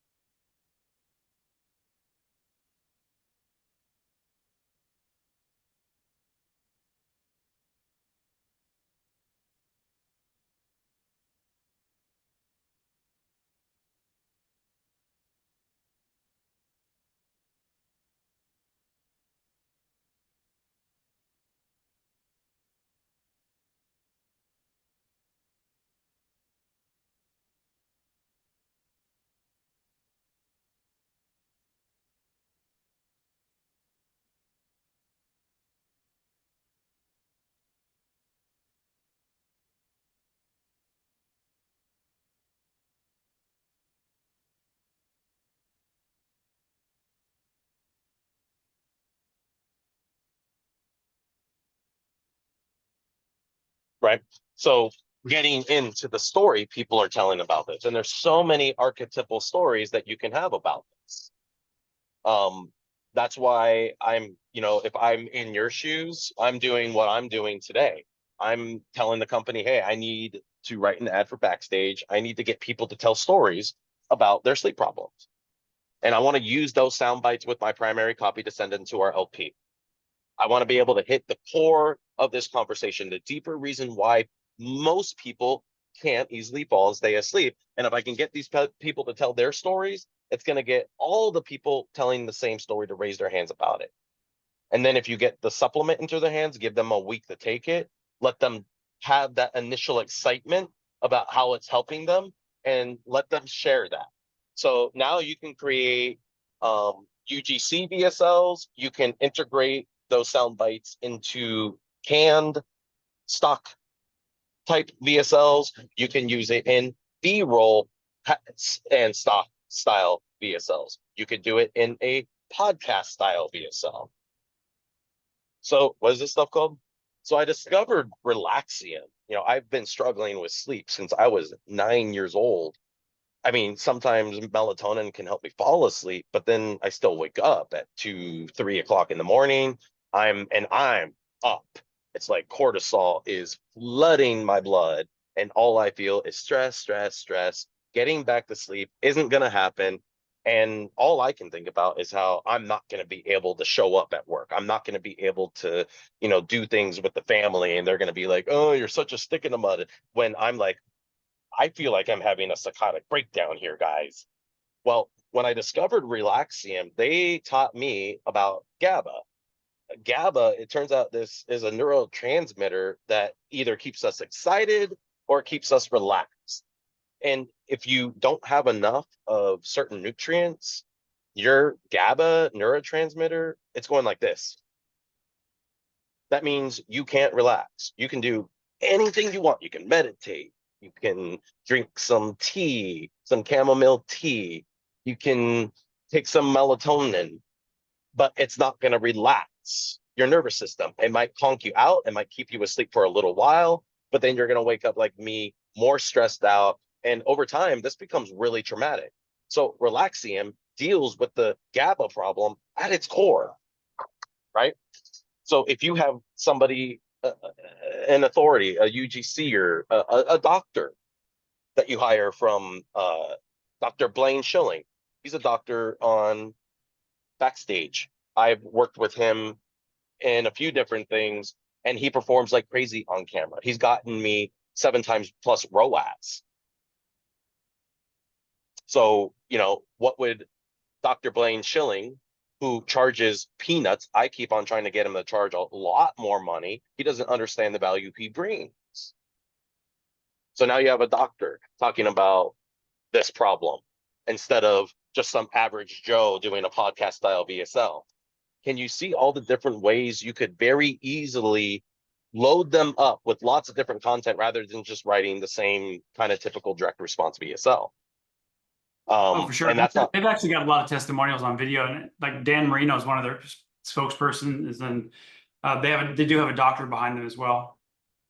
Anytime I hear Dan Marino, I think of Jim Carrey's Pet Detective. Oh yeah. Remember that? Okay. Yeah. Get him on camera. Put words in his mouth. Interview him. If you can interview him, you are going to convert a lot of people with this messaging. If you can put this positioning in his mouth, you're rich. I hope you're getting back in on this because you're rich. By the way, the structure of this is different. It was actually an offer I got through an agency where it's a very kind of a dipping their toe in the water kind of thing. So I'm going to produce the whole thing on my end. But if it works, then sky's the limits. So good. They got a lot of other products coming out. So and it will work. Yeah. We just need, the beginning of the VSL is the most important part of it, because if we don't get that maximum self-identification, people won't get enough dopamine to keep going. So we got to make sure that we're hitting those high awareness symbols and stories to really get and earn people's engagement.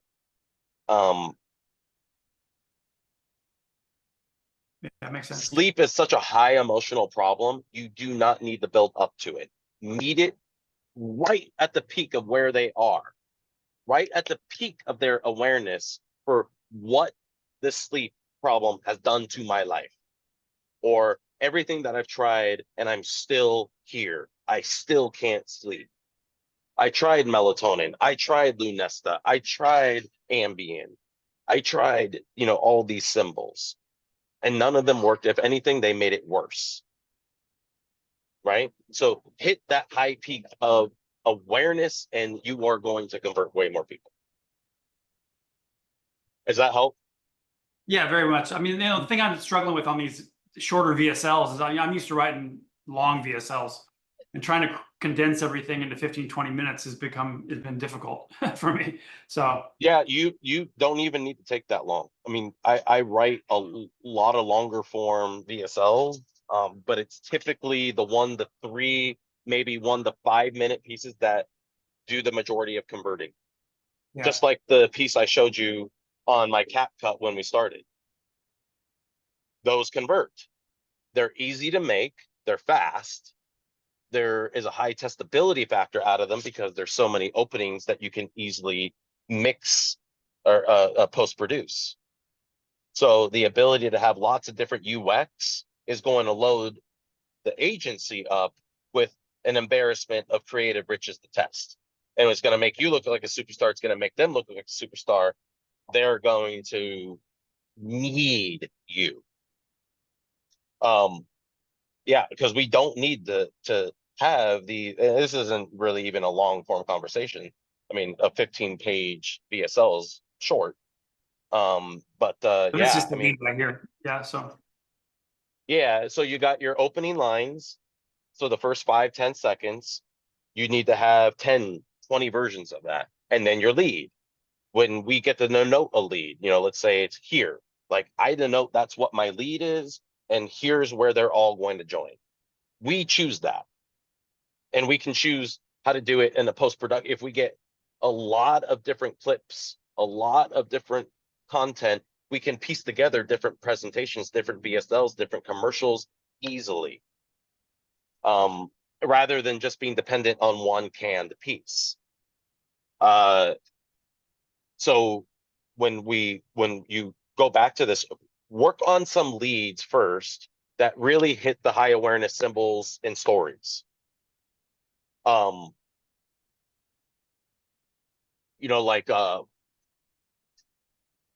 one of the sleep supplements that didn't work was going into that long form story about what was going on in my life that prevented me from sleeping, right? And so we feel the need to agitate, but what we're really doing is just telling prospects water's wet. They don't need you to tell them that. They need you to meet them at the peak of emotion about the story they're telling about the problem you can help them solve that nobody else has been able to fix yet. And what have they tried to do that? Melatonin, low-hanging fruit, high awareness symbol. So of course you're gonna plant yourself there. Same with the pharmaceuticals, the sleeping pills. And their new cause and their deeper core for what they're damaging is worse. They're perpetuating the broken sleep switch, or whatever you want to call it, like the pineal gland, or the ability for the brain to produce melatonin, or you can also have it be the GABA neurotransmitter. Whatever you're isolating and whatever you're calling it, to give it a one thing feel. Because remember, in direct response, it's one thing, one problem, one solution, mechanism to bridge it. The more things you get people to think about, the less of a one thing it is, the less likely they're to take action because they're thinking about too many things. So when you take all those, take all these problems and put it under one umbrella, Lunest, all the pharmaceuticals, all of the supplements, all the melatonin, all the high awareness symbols that won't work because of this. Deeper core, mechanized to your hero ingredients. A few leads like that, I mean, you're gonna this is a easy this is easy. This is a easy VSL to write.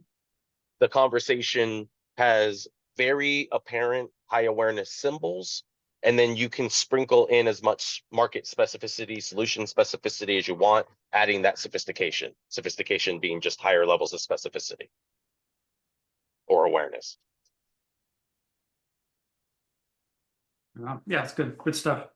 So if you get these done, then we can go through them tomorrow. If you Okay. can also be here tomorrow. All right. Thanks, man. Yes. Okay, PK was You have to run first. You stretch. what was that? Is 1 o'clock? As in, do you need to run? Because it's like stretching.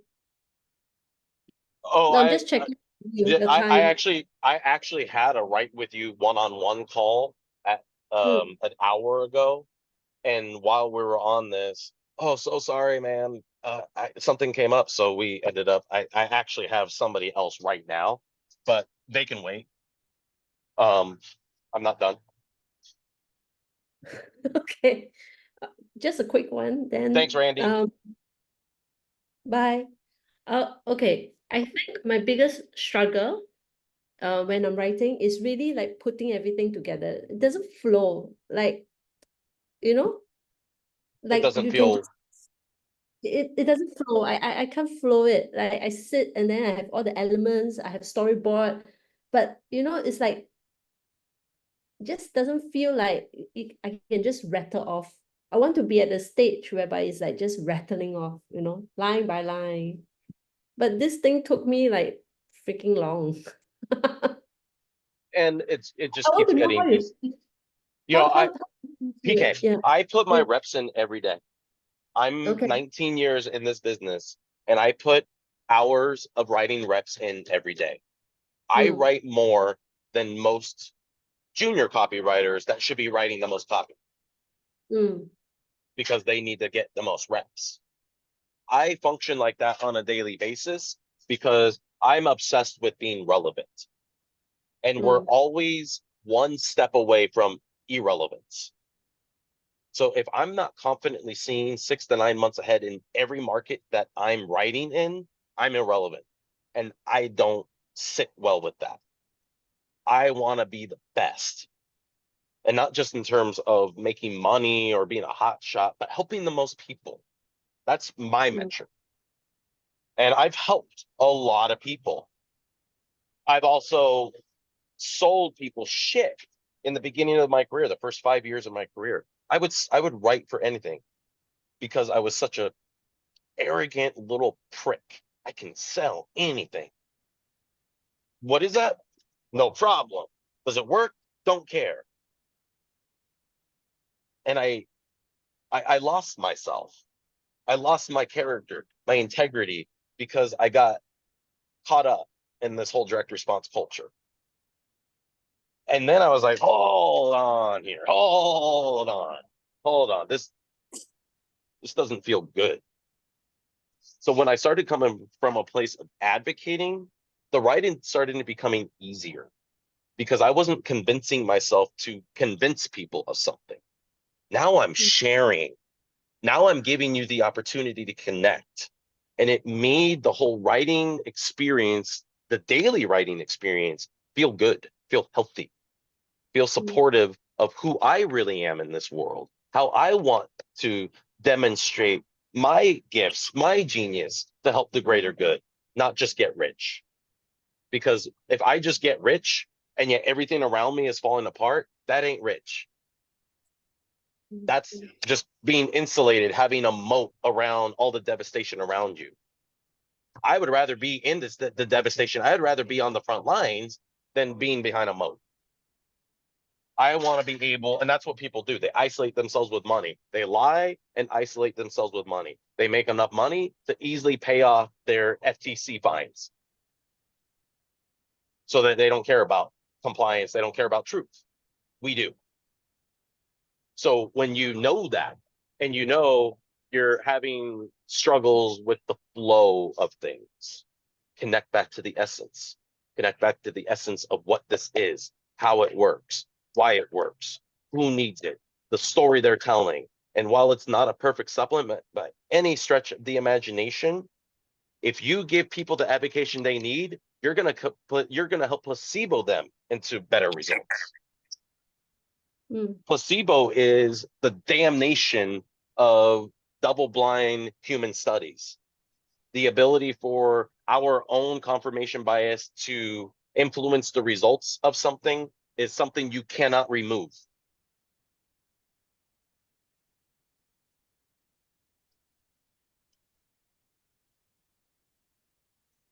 So the mind space is really about sharing. Yet, you know, there's like such concise and so effective in your words, you know.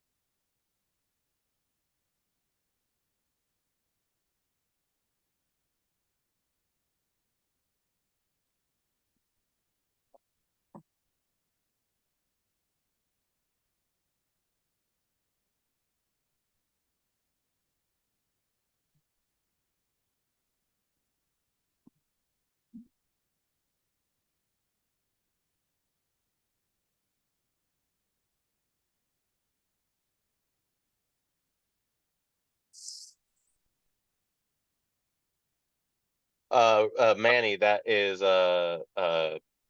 Randy. Randy Pruitt is working on the Relaxium. Why you want it to? Huh? Sorry, Mark, mic was muted. What did you ask? You asked who's working on the Relaxium supplement. Yeah, That's Randy yeah. Pruitt. Why did you ask? Because I had someone like asking me for to rewrite a VSL for that Relaxium. That's what he's doing. Oh, Was it an agency that reached out to you? yes, yes. Yeah, the same agency reached out to him. Okay. So if That's you are to get this, you're going to be competing against another fellow Mastermind member. Let's see who wins.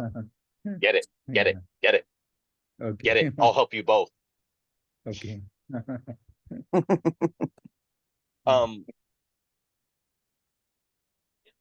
So right here.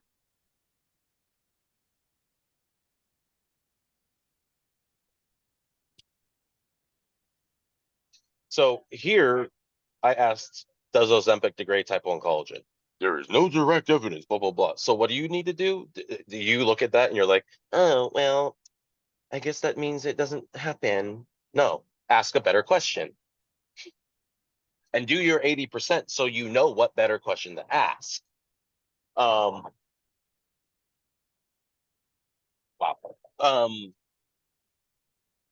Okay, so now we know exactly why collagen degrades. Now, what is collagen? What is type 1 collagen, PK? What does it do for our complexion? What does it do for your face? What about your face? But Volumize. Yep. Volumize so you have that stuff. plump, I can't visibly see a wrinkle on you. Oh, That's because of really? type 1. No. Yeah, okay. So you got a few smile lines. Great. I love smile lines. That are our personality. But in terms of like all this, look at all that. Look at that white boy wrinkle. That's because my lack of melanin and my constant degradation of type 1 collagen due to UV exposure is causing that deflating appearance. Ozempic's gonna increase the speed of that. That's why people look old.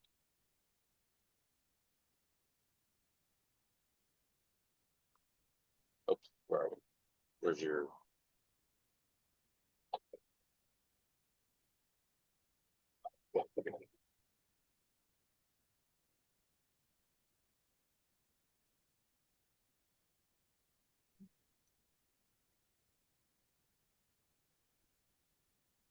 Mark, I noticed that every time you write on this, you have a different positioning, different link.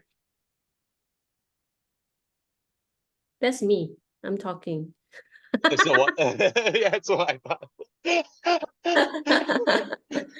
No, I say I observe that every time you write on this, the 3 times I write on this, you always have new ideas, like Yep. something relevant, something different. And Yep. I think that is a big hit for me. Yeah, I get you now.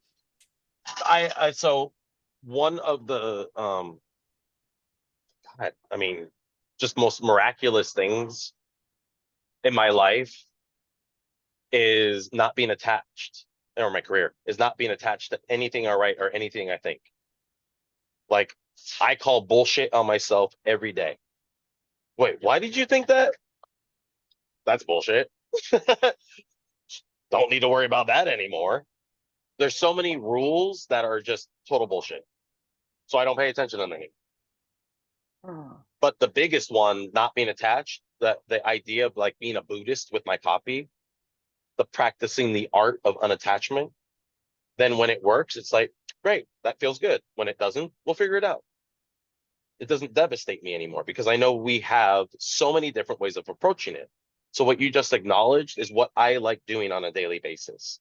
I like adding new levels of perspective in how I approach something so that I can keep getting more out of my positioning and discovering new positioning.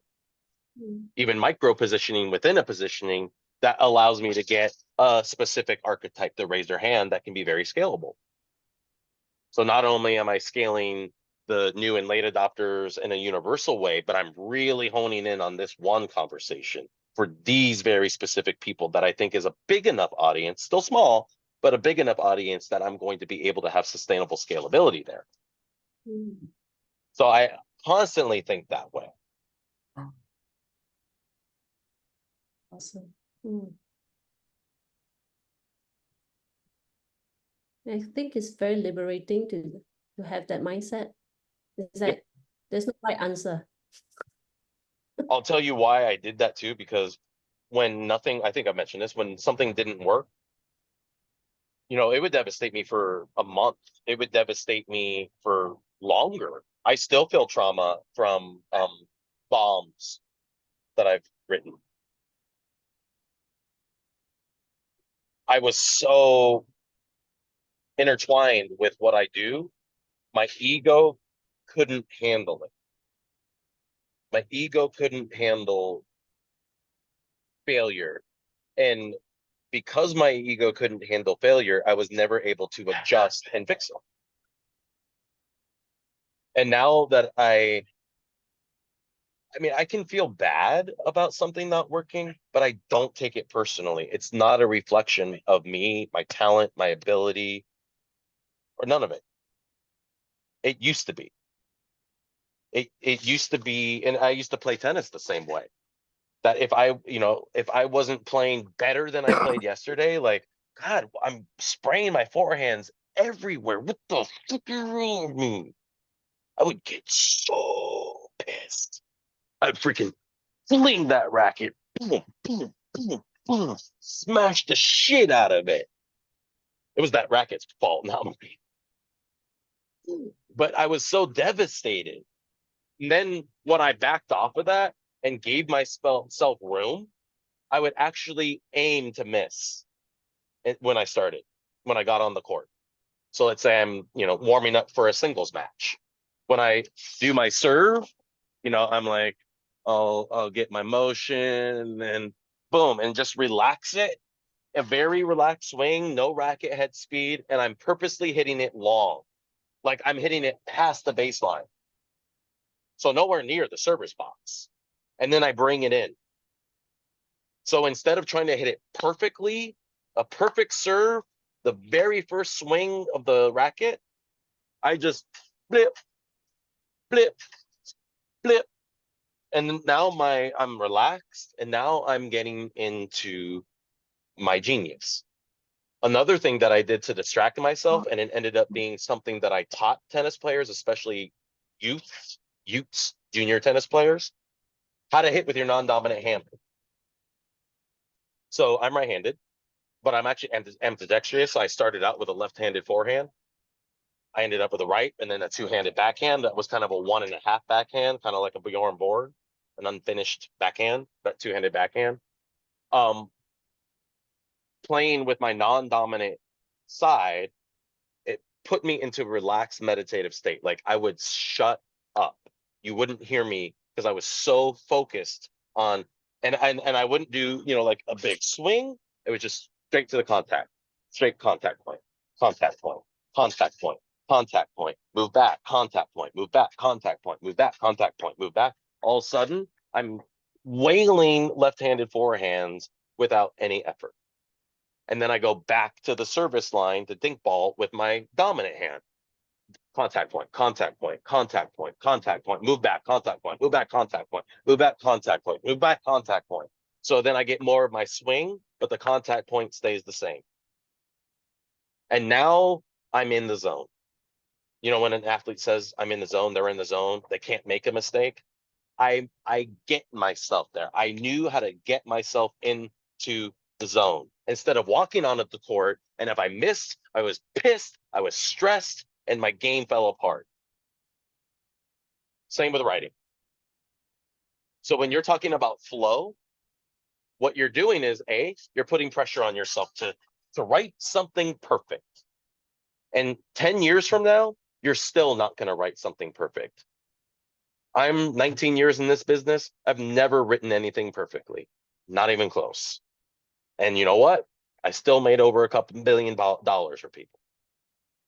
So perfection, what the fuck is that? What the fuck is that? Doesn't exist. Just like the word normal. There's no such thing as normal. And yet we hold ourselves to a standard of trying to be normal. Like, hi, how you doing? Wonderful weather having today. Like SpongeBob when he was trying to be normal.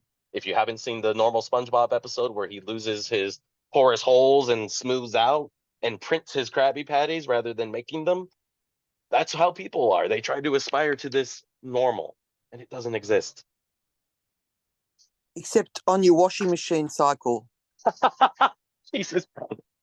That's what I always tell my clients. They say, "Are you normal?" I go, "The only place in my life that's normal is there's this dial on my washing machine that says normal cycle.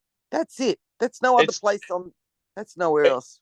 It's 3:21 in the morning where Bronwyn is, and she's got more wit than all of us combined. What the actual F? Woke up. So let's just keep going here.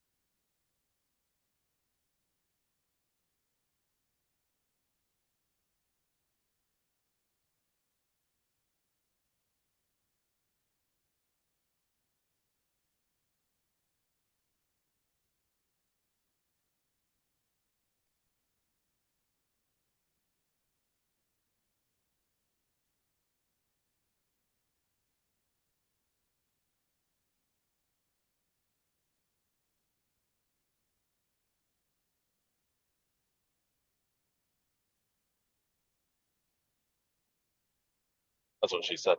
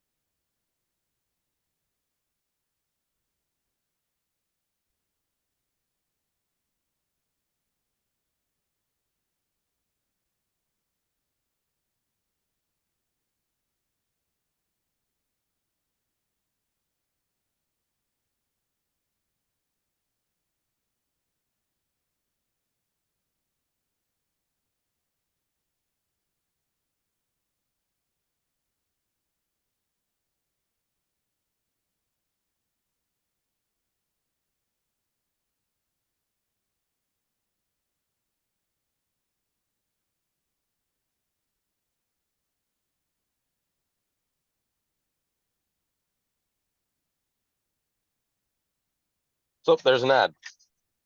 We can easily mix that with static image, with UGC, with a 1 minute VSL, a 5 minute VSL.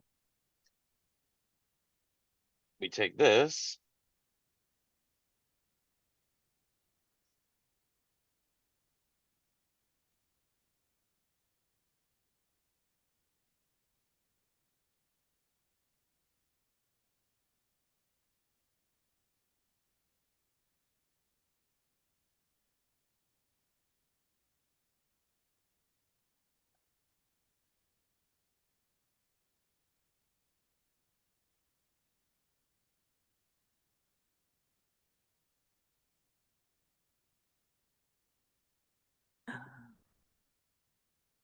I don't think.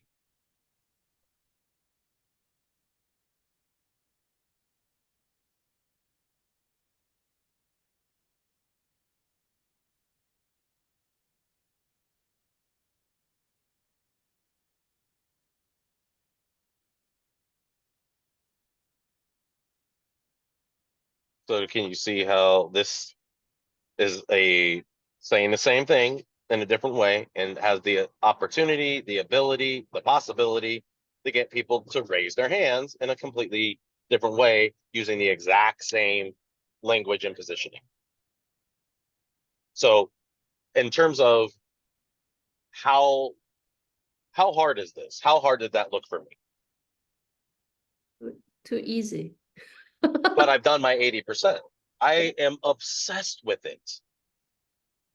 How many books have you read about blood sugar? About insulin resistance? Probably one reading. Scan through some more. Get some different interpretations. Ask. It is going to give you the ability to ask better questions, more specific questions. Even if the specific questions you're getting to aren't to add market sophistication, more specificity, but just more relatability. So yeah, that is specificity, but not like getting deep in the mechanism. Not it's more surface level specificity, not that deeper specificity. And then you can take the whole thing and do this.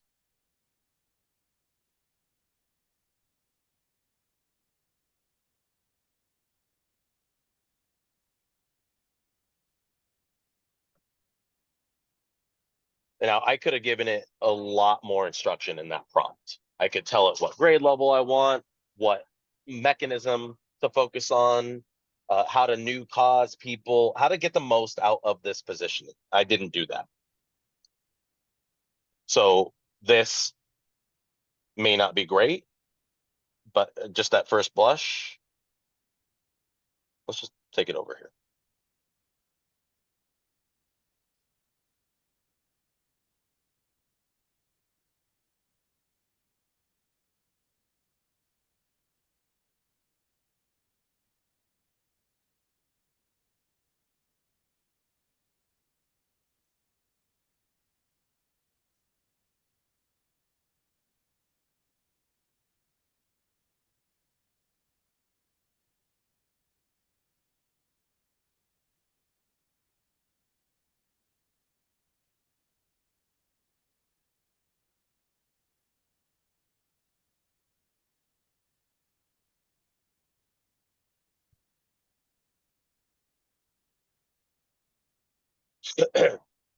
So do you think you can clean that up and make this a testable? Yes. Do you see how easy now I have 2 ads and I can easily have a lot of different UX and easily throw some static images, and I'm testing today. I'm ready. What do you think about that?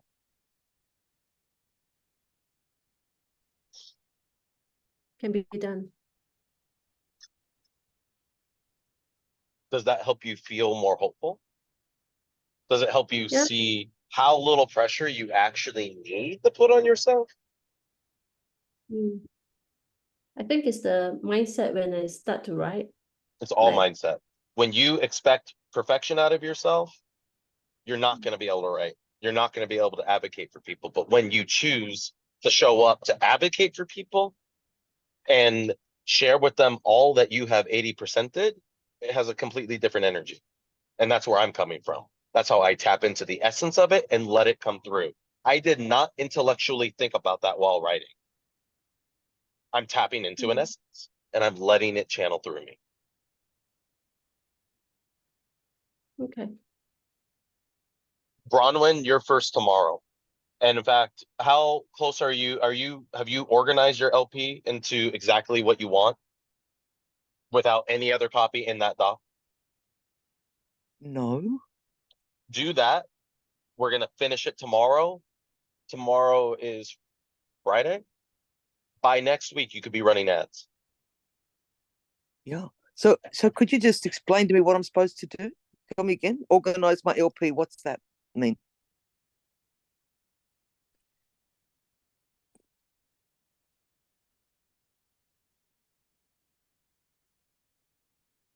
I think she put her link there, right?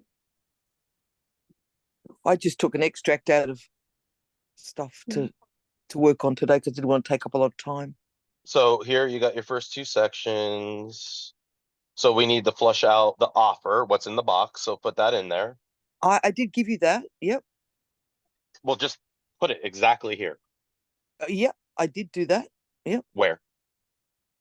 Oh, Where's that? well, okay. Well, it's in a different one. Be- Okay. I can do because that. there's Yes.